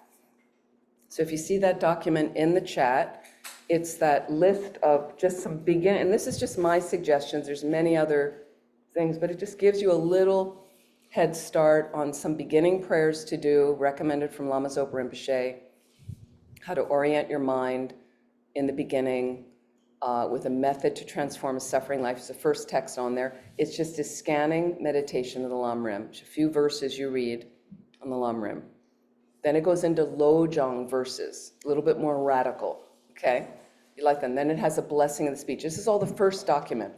You don't like that document, go to the next document, okay? It's that simple, but try something for a couple of weeks. And it might take you 3 days to go through one document. Perfectly fine. Till you're familiar. And we used to do with Lama Zopa Rinpoche on a holy day, if I spent the day with him, we would roll out a longer Guru Yoga practice through the whole day, and we would just interrupt for lunch. Like it was lunchtime, we'd go, let's stop here. We'd go for lunch, we'd have this. He went out to buy water bowls for the centers, and we came back and we just picked up where we left off. You just set that motivation again, and on you go. So make it realistic for yourself that you'll figure out a way, and then what you'll notice if you're doing something for 2 weeks, you start to get familiar with it. You know what comes. If you have to go to work, you don't have a lot of time, skip that page. Go to the next prayer. Go to until you learn a little bit how to set it up and what's most important and things. So on that page, I have a reference with a link to the Shakyamuni Buddha daily practice. So it's in the gold prayer book, and they extracted it out as its own little booklet, but it's also in the prayer book. I forget what page, but you can look at where it says Shakyamuni Buddha daily practice. Let me see if I can find it, because I did bring up one of these practices. I'm not sure. Let me stop the share for a moment. Okay. It should be recording? Are you recording still? 167, is it? Are you recording? I didn't hear recording on. Yeah, I think we're recording. Yep. Yeah, Okay. thank you. I think we're recording, yeah. So 167, does it say Shakyamuni Buddha Day? Okay, so that's, if you want to get volume 1 prayer book like that, you can download some of these online. I don't think the actual hard copies are available anymore. Or the practice booklet is on my sheet, so you just want the little practice booklet. You can take it with you any place you travel. Simplest Guru Yoga practice. All the Guru Yoga practices are similar, and they go right into highest Yoga Tantra. It gets you prepared for that. Okay, what you're doing is you set up a good motivation. We're going to do this with the Tara. You set up a good motivation, right? Then you visualize the Buddha in front of you or the Buddha on the crown of your head. Doesn't really matter. Then you're going to do some auspicious verses, visualize, and then you're going to recite their mantra. Okay? And if you can fit in, normally you'd fit in some lamrim meditation. So the Shakyamuni Buddha practice booklet has a lamrim prayer called the Foundation of All Good Qualities. And you would read whatever verses you're working on, read to that verse, and then you stop, and then you do some meditation on that topic of the philosophy, once you've learned about that topic. So what I also have on that practice sheet is something called lamrim outlines. So you're kind of like, I don't really know what I'm supposed to be meditating on. Look at the lamrim outlines. So Venerable Annie Karen, Kopan Monastery, she's taught lamrim, 10-day lamrim courses for years. And she made that outline booklet, and it's been so helpful for people. So it lists 8 freedoms, 10 richnesses. There they are, bing, bing, bing, bing, bing. So it's a little bit of, it's nice for you to go back and read the lamrim book so you understand more of the details. But if you're not sure, go to the outlines. No more excuses. It's right there what to meditate on, like that. And then again, minimum 10 to 20 minutes a day, if you can. And then if you get more retreat time, you're going to expand those sessions, and that's where it really starts to go deeper. My favorite retreats are lamrim retreats. Often my favorite retreats is just spend time, pick a topic, or rotate through several topics. It's really very powerful to get yourself more familiar with the lamrim. My first retreat alone, I was doing water bowls as one extensive practice, but on the side was outlining a basic lamrim book, so that I outlined it myself so I really understood. That's a really powerful way to learn the lamrim. Get one of the simpler books like that. I can recommend which books you want to start with, which books later, like this. So then we might go to a more extensive guru yoga practice, and we're going to look at Tara. One of the ones I mentioned on my sheet is Lama Tsongkhapa Guru Yoga. One of my favorites, Lama Tsongkhapa Guru Yoga. And when we're doing, some people like to do something called nundro. Nundro are preliminary practices. And what they do, they help you clean away negativities in your mind and helps you create accumulation of merit. Okay, and we have several different nundro. Now, the standard ones were you do 100,000 of a certain practice. People go, that's too much. Okay, not everybody but it was basically, Lama Zopa Rinpoche just said to me years ago, you just do your nundro. That means a standard 100,000 of each of these different practices. One of the practices is Guru Yoga. So I based it on the Lama Tsongkhapa Guru Yoga. We usually do it on that, because in that practice is a 5-line mantra that you recite, and that's the mantra. And it takes you a little time to learn it. Slowly you'd learn it, do the proper visualizations, and so in that video I have of the commentary, you understand a little deeper how to do that practice, if you like that practice. It's quite powerful, right? It's supposed to be an anti-insanity practice as well. Seriously, Lama Tsongkhapa takes care of it all. So he's our patron saint. He lived from 1347 to 1419. And he founded Ganden Monastery, which is outside of Lhasa today, being rebuilt by the communist Chinese. It was destroyed by them, and it's been reestablished in the big Tibetan exile in South India, Ganden Monastery. And you can go visit it in Tibet, and he came from there. He came from Amdo, the same region His Holiness the Dalai Lama is from. So when the communist Chinese invaded in the 50s, again, another horrible genocide. So again, it's been going on our planet for a long time. Why? Because of delusion in the mind. It's the only reason. It's the only reason it's there, okay? So can be delusion in your mind, can be collective karma that we have, the karma of the Tibetans like that, just like the Jews had a certain karma, Nazi Germany. You could say the same thing about the Rwandans during their genocide. There's been many genocides on the planet like that. So it's the Gazans, it's not just a first genocide of the planet like that. So Lama Tsongkhapa with the people. Sorry, okay. So the people in Amdo in the 50s, because Lama Tsongkhapa was from Amdo and all these other monasteries were being destroyed and nunneries. So the people from Amdo said, and they were all coming across ground, the infantry, destroying them. So they said, well, we're going to surround Ganden and protect it. At least we'll save Ganden. So all the people from Amdo came, surrounded Ganden, and then the Chinese just bombed it. So I was fortunate to visit there in the early 2000s with a pilgrimage group, and it was about a third rebuilt at the time. And so they're using these monasteries as tourist sites now in Tibet, which is not free. It's under a totalitarian regime, and it's been really, really heavy genocide, about 1.3 million Tibetans killed as a result of the invasion, and they're not really free in Tibet at this point. It's pretty sad. So like in Lhasa, I couldn't wear robes as a nun. I had to wear lay clothes. And it was really dangerous for any Tibetans to talk with me and bring me to their homes and things like that. But I could practice, and I could do prostrations and practice at the Holy Temple, the Jokan Cathedral. If you ever visit, it's quite precious. So I could do practice, and I was doing prostrations there, and I had to grow my hair out a little bit, and I had a dress on. And it was interesting because all the Tibetans knew I was a nun, and they were so happy to see me, like to see me doing, like they all they knew. I could just see them kind of really very happy to see that I was really practicing well, and they, so it was really moving to me. My second time in Tibet, it was really, and it's hard to see what goes on in these regimes like that. So there's many stories. So anyway, so another guru yoga practice we can do is the Tara right now.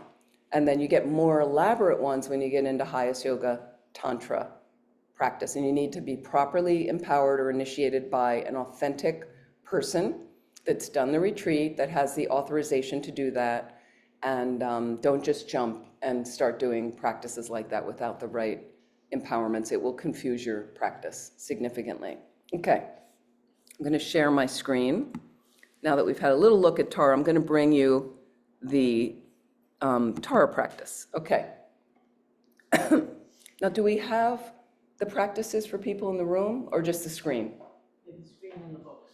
The screen, okay, because the Tara one we don't have in the book, so that's going to be, okay. So we'll work through it, and a lot of it is visualization. So, but here you've got another black and white picture of Tara. So there she is, different looking one with left leg in, right leg drawn out, on a beautiful lotus flower. And so they're all the same. They sit on these, the lotus represents what? Anybody? What is it? Taking refuge? Not quite, but that's a good guess. The, Potential for enlightenment. not potential for enlightenment. The lotus flower, a lotus rises out of the swamp unstained by the muck of the swamp, represents renunciation. Renunciation, the first principle of the three principles of the path. Renunciation. And then often you'll see Shakyamuni Buddha sits on a moon disk and a sun disk. So like pillows lying flat. A moon disk represents relative bodhicitta, the enlightened attitude. Bodhi means enlightenment. Citta is mind. The mind of enlightenment is, I want to be a Buddha to benefit all living beings. Okay? This is his foundation. Okay? Then we have ultimate bodhicitta, emptiness. Emptiness, the view. So relative bodhicitta is our manner, how we're going to get enlightened with the good heart. And ultimate bodhicitta is the view that I need to get enlightened. Those are the two wings of the bird. Again, when I mention meditation posture like this, reminds you like that. So that's often the cushions they sit on. Renunciation, lotus, moon disk, sun cushion. So we've got renunciation, bodhicitta, emptiness. And those are called the three principles of the path, or the three principal aspects of the path. That's our foundation, and that will take you through the entire Buddhist philosophy in this tradition, like that. And all the four traditions of Tibetan Buddhism, they all have a fundamental philosophy, and it's all very similar. Just might be in different orders. And so a precursor to the lamrim, what sets you up, one of the most important things in our tradition, it's really hard for Westerners, is how to serve a teacher properly. Guru devotion. So it's really beautiful to spend some time looking at those teachings in the lamrim books. What are the essential parts to meditate on? And it's really the shortcut if you find the right teachers. It's harder now to find the right teachers. The first generation that came out of Tibet, most of them have passed away. It's a different generation than the generation now. But we do have some really special teachers still. There's a generation all around 40 years old now that are kind of coming up, and they teach at our centers. So we've had a few of them here over the years. Okay, so we have Tara, and then these practices pretty much start, they're all similar. So, and they're just designed sometimes a little differently. What I'm going to bring up here, get a full screen. Okay. So this is a nice little booklet you can download online. It has a commentary on practice from Lama Zopa Rinpoche, has the praises to the 21 Taras, okay? Different versions of that. And then what it does is it gives you glance meditation on the lamrim, on the graduated path. Glance meditation. So you'd have refuge. We're going to skip through that right now. But it just talks about different ways. And prayer, the practitioner of lower capability. The lamrim's divided into three different scopes. So you have a practitioner of what they call lower capability, middle capability, higher capability. So it doesn't mean if lower capability, it's all based on your motivation. What does that mean? What does that mean? So basically, just stop the share for a moment. A lower capability, a lower capable being's motivation is, I'm terrified I'm gonna die. I think I'm gonna die. I'm terrified of that experience. I'm terrified of what could come next, more suffering for me, and that motivates me to practice. Okay, good enough. Most of us are there. Most of us are there. So what the topics come in this particular capability are, I've got a great situation, human being, precious human rebirth. The situation's quickly changing and I'm soon gonna die and I don't know when that will be. The only thing that really benefits me at the death time is my Dharma practice. When I do die, I could end up in some really unfortunate states, lower realms. That terrifies me. So instead of using the terrifying feeling to paralyze you, I'm gonna motivate it into my practice. I'm gonna fuel my practice with it, okay? And that's gonna help me to take refuge. What's gonna protect me from more suffering, okay? Refuge in Buddha, Dharma, Sangha, the three jewels. Buddha, historical Buddha, or the omniscient mind. Dharma, the philosophy or the teachings on emptiness. The Sangha, the spiritual community like Shantideva Center, or those that have a direct perception of emptiness. Okay? That's your refuge. It's the sacred door through which the teaching is entered. We have refuge ceremonies too. So sometimes I give refuge. People want to take refuge deep in their path and acknowledge this is their path, and then sometimes we do a refuge ceremony. Following refuge, then I need to know how to conduct myself, and that goes into the teachings on karma. Okay? So karma will have us understanding the characteristics of karma, but also understanding the 10 non-virtues and avoiding those, and what are 10 ethical guidelines that help us lead an ethical life. And most of you are living probably within those. So, and that's all lower scope capacity, all those topics. Then build on that motivation. I realized, well, what I really need to do is get out of my own suffering. Tired of suffering. This sucks. Okay? So then you go into middle scope motivation, and it's all about the different kinds of suffering. Sometimes we call it, when we're teaching, the 3, the 6, and the 8. They're all divided into different types of suffering. It's not a great part of the lamrim that people want to go through, but you need to go through it to understand how you suffer, if you want to dismantle that suffering. So what causes your suffering? What did you discuss in the break time? What would you say? Yes. What's your name? Donna. Donna. Well, I think, the way you positioned samsara, I think I think it's solved, really. I'm glad you got it solved. Okay. Yeah. I'm still working on it. If I continue to practice it. Sure. The things, there's things every week, or every day, or every week, there's something. Where does it come from? Well, an example, in a group that we're in, there was a guy that was violent and angry and drunk. And we were trying to deal with him. And it got me so deeply upset and then angry, other people's responses. And when I look at myself, in my column, it's always my expectations are too high. Now, that is not as helpful as the way you put it. It's samsara. What do I expect? Now that is like a thunderbolt. Okay, so when you had the group and you had the angry drunk guy, whatever, so he's the cause of your suffering?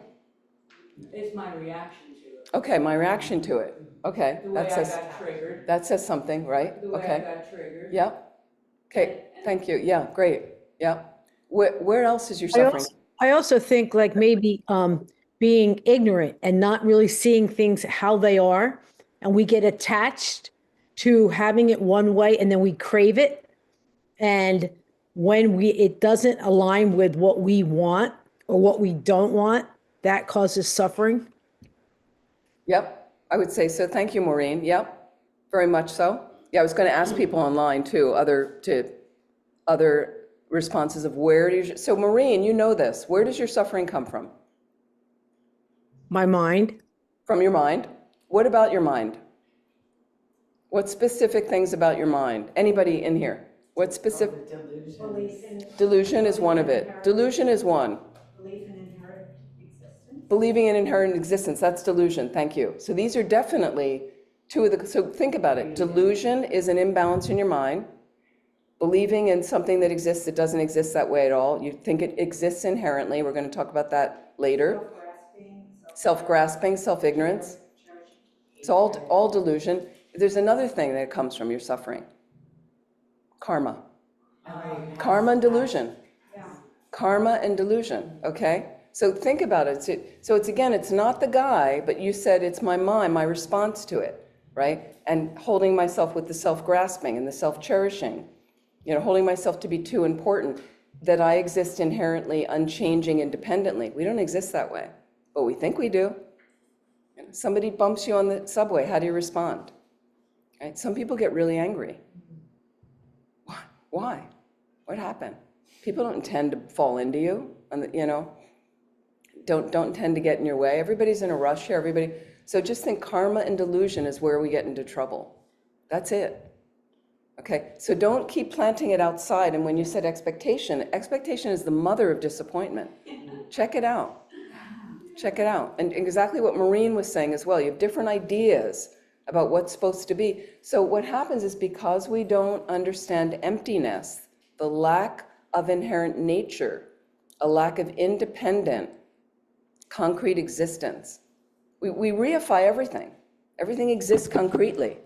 My table, my thing, doesn't. So once we get involved in that, what's that? My problems. My problems, right? But once we get involved in that, okay, we're not at all seeing anything the way it really exists. Things appear to us, and they appear to us colored by our karma. Okay, and that's why if I say to you, what did I just pick in another teaching that finally got? If I say to you turnips, the word turnip, vegetable to turnip. How many people like turnips? Put your hand up. Online, put your hand up. How many people like turnips? Okay, how many don't like turnips? Okay, is it the turnip? No, because some people like turnips, think they're great. Some people don't like them. Okay, but it's the same thing. You have trouble with somebody in your life. You have a challenging person. We talked about this last night. You have a challenging person in your life, right? And they become other. And all you start to see through the imbalance in your mind is negative, negative, negative on them. And then isn't it fascinating? And then you solidify the negativity. And then what you do is you want to talk to, this is analytical meditation, you talk to your friend about the negativity. You start analyzing them and their hair is horrible, you hate their clothes, I can't believe he's so stupid. And then he opened his mouth and he said that. That's analytical meditation. I'm going from every angle to convince myself the person is a jerk. It's like falling in love, but the opposite. Well, the same thing with love. Yeah. Obsessive, Yeah. You say we're falling in love, you're falling into obsession. Yeah. It's the same thing, you exaggerate. They're so beautiful. Lama Yeshe used to do this. There's a wonderful video of him, the Vajrasattva retreat video. He talks about attachment and grasping. And he has his mala, his rosary. And then he says, and you meet someone, and you're so beautiful, and you're so wonderful, and I love you, and you just choke the life out of them, not seeing them for who they are. And that's what attachment and grasping. I need you to be like this. When you first fall into love, right? And you see, what happens is positive karmic seed ripen. That's nice, that's pleasant. Positive karmic seed comes to fruition, I'm happy. Right? I created some good thing I did in the past, now it's coming to fruition, now somebody's walking towards me, I'm open to relationship. Wow, right? And then what happens is attachment, it's not balanced. Attachment and desire is not balanced, but you vomit a projected fantasy onto them. So you've got the icing dripping down on the cake. It prevents me from seeing them clearly. At the same time, your Adonis set is there in front of you, perfect.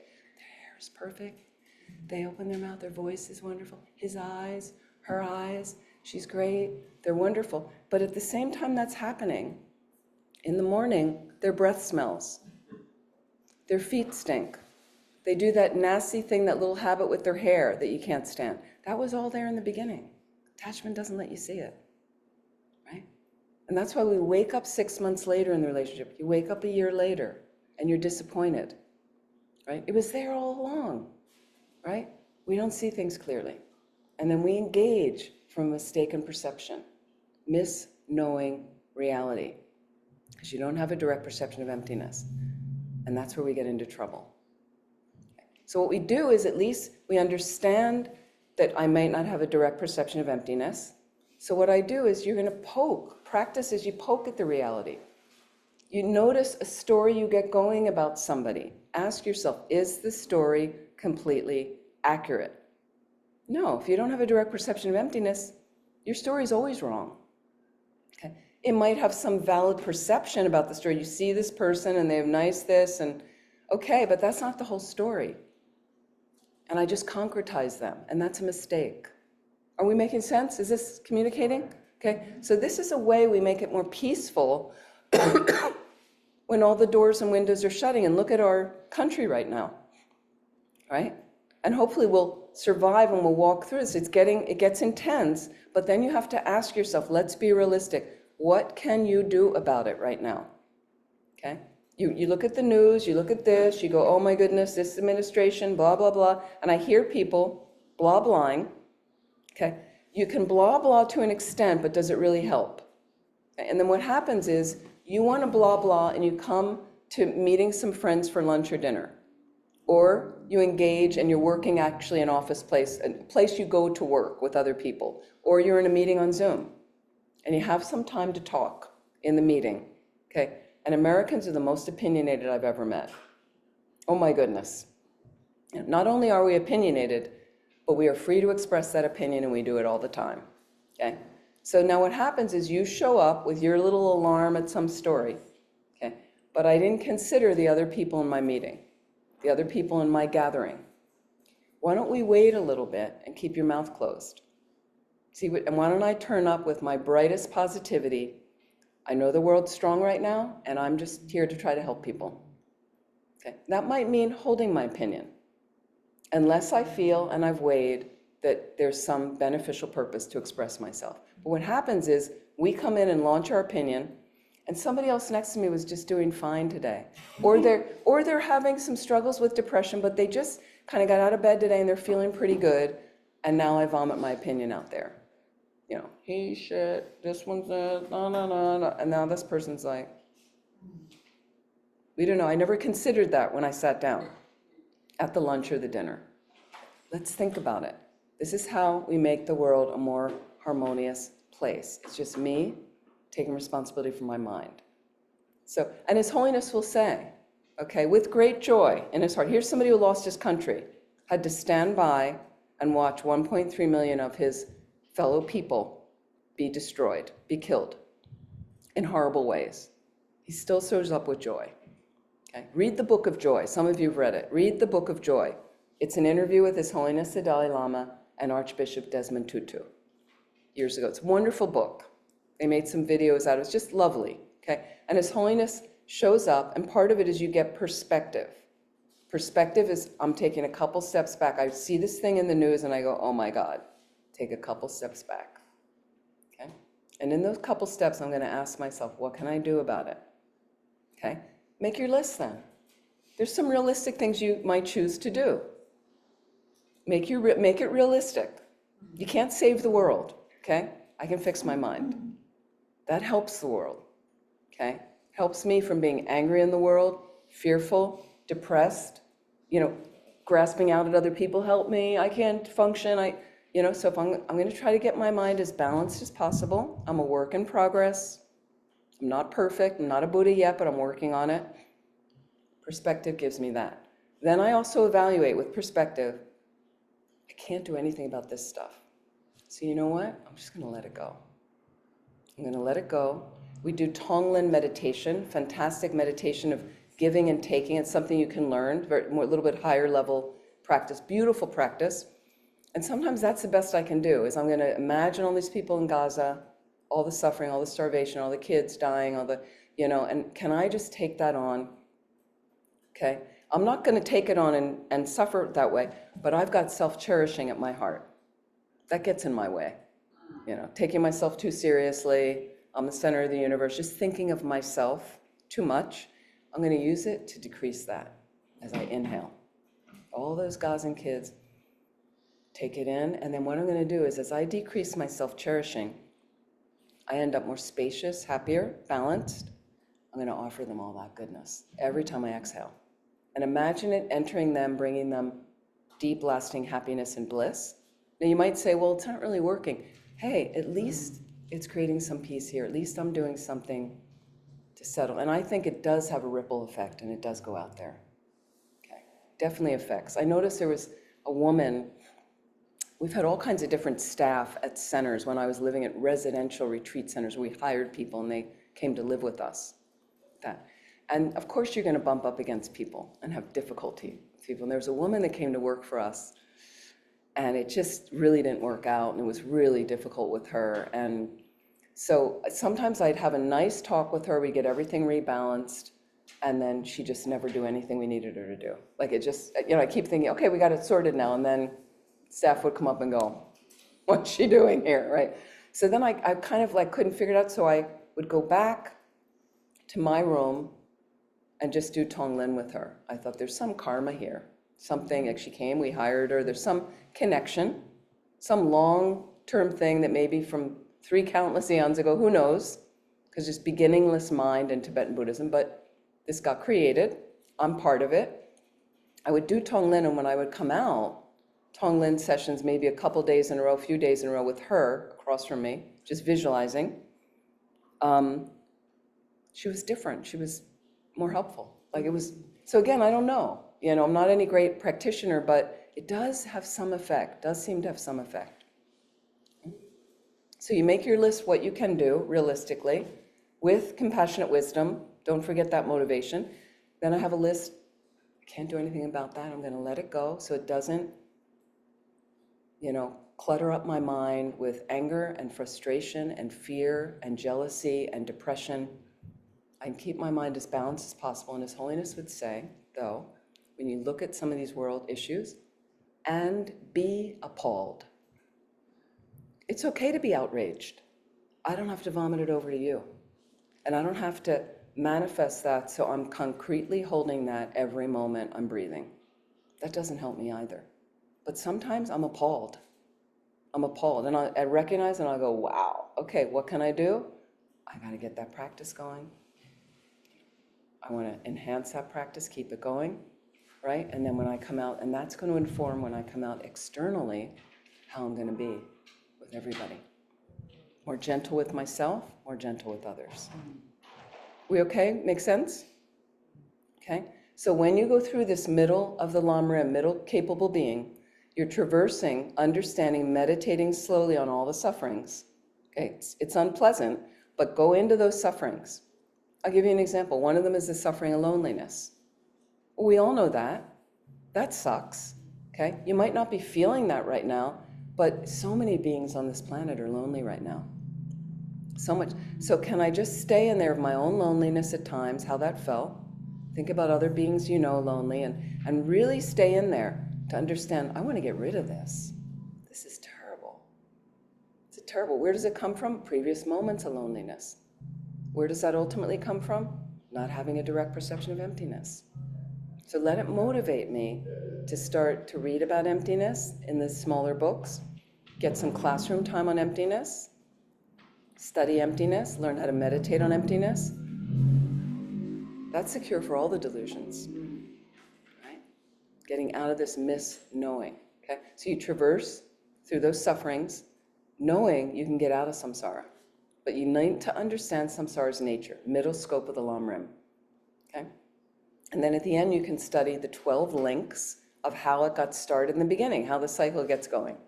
12 links of dependent arising, and know that you can short circuit that.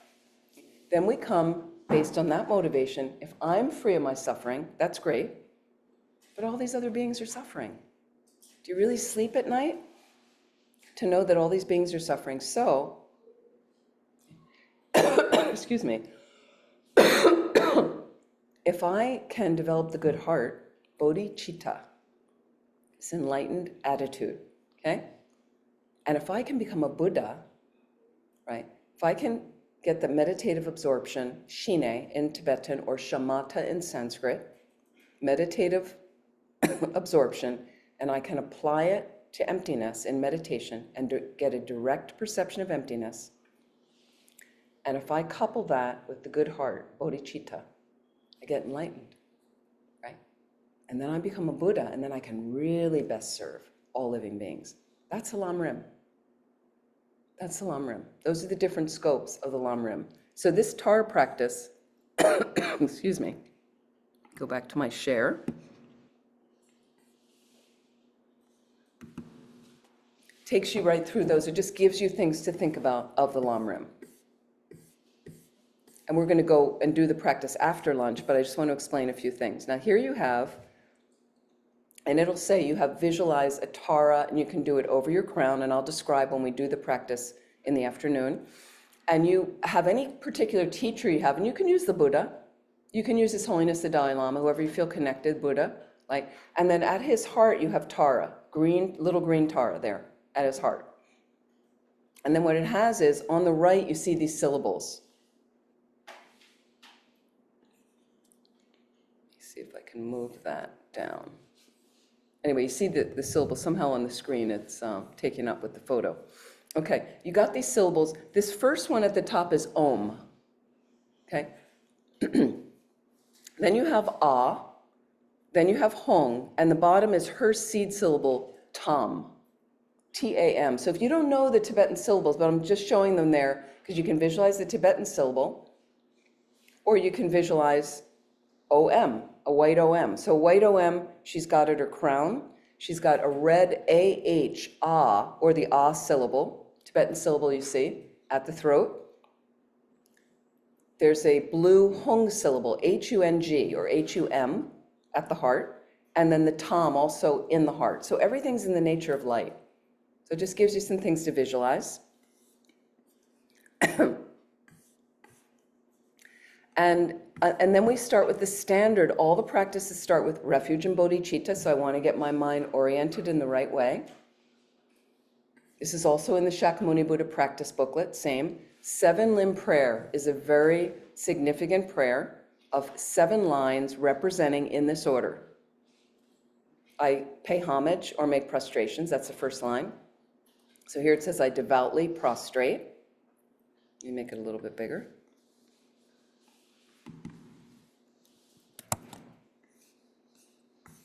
Not like that.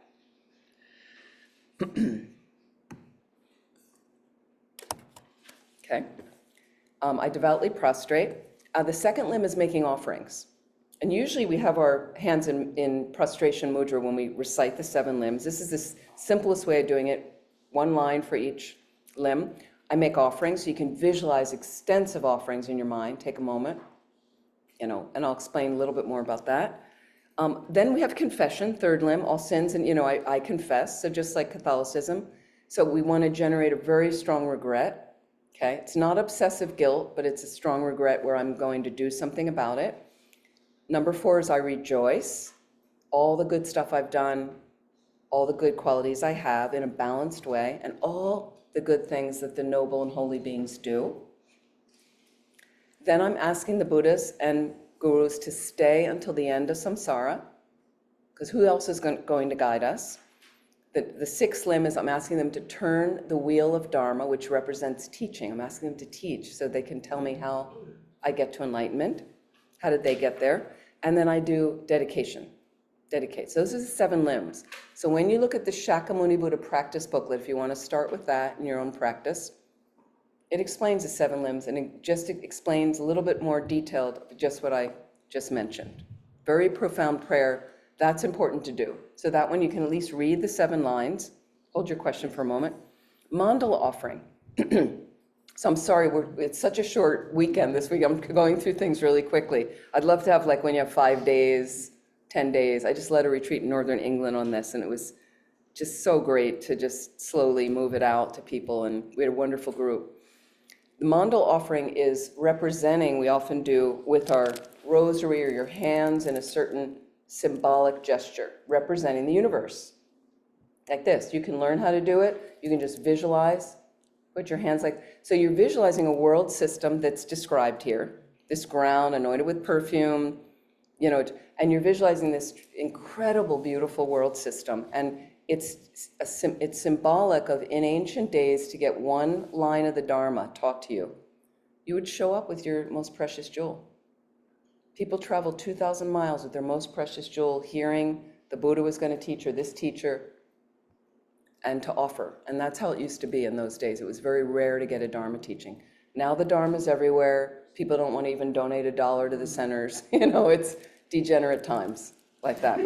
But this is symbolic of that. And then it talks about the outer mandala, the first verse, the inner mandala, I'm offering my body, wealth, enjoyments.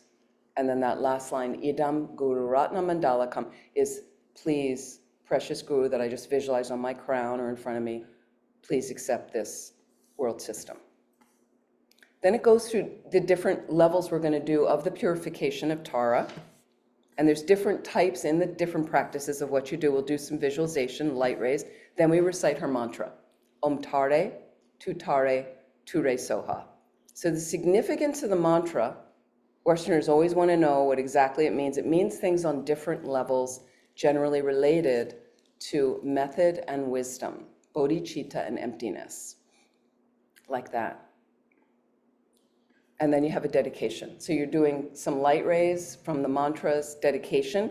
And then in this one, we can also recite the 21 praises. At times you can add that at the end, you can add it in the middle of it, whatever you'd like to do.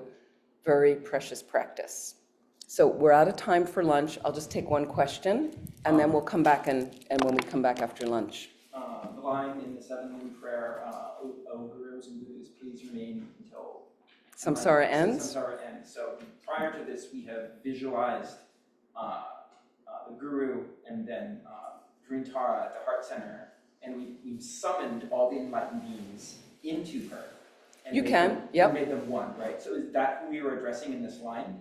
You're addressing all of them. So all of them represent, the real thing with the Guru and Guru Yoga is there will be a visualization before you recite the mantra, and you can visualize light rays going out in the 10 directions, okay?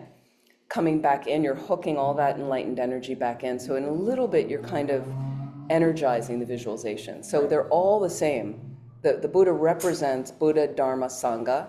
It represents the Guru, represents your particular deity. If your teacher's given you a particular deity practice, it's all one.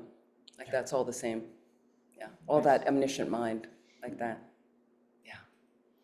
Okay, let's stop there. Let's take a break for an hour and a half for lunch. Okay, so we're going to come back at 2:30. Enjoy your lunch, and let's just dedicate any positive energy from our morning. And thank you so much for your great questions. I'm sorry I'm going too quickly, but there's so many different things I want to move out to, and it'll start to make more sense. So, and thanks for the great questions. May we dedicate whatever positive energy we've created from this time together to our being able to really embrace this practice and other practices like this to really help us either get our practices going, because our planet really needs us to do this. If you got yourself in the room, we can help a lot of people right now. And if your practice is already going, may it enhance your practice to help us move along a path to full awakening so we can be of the most benefit to all living beings. Thank you so much. Thank you for joining online. And we'll be back at 2:30.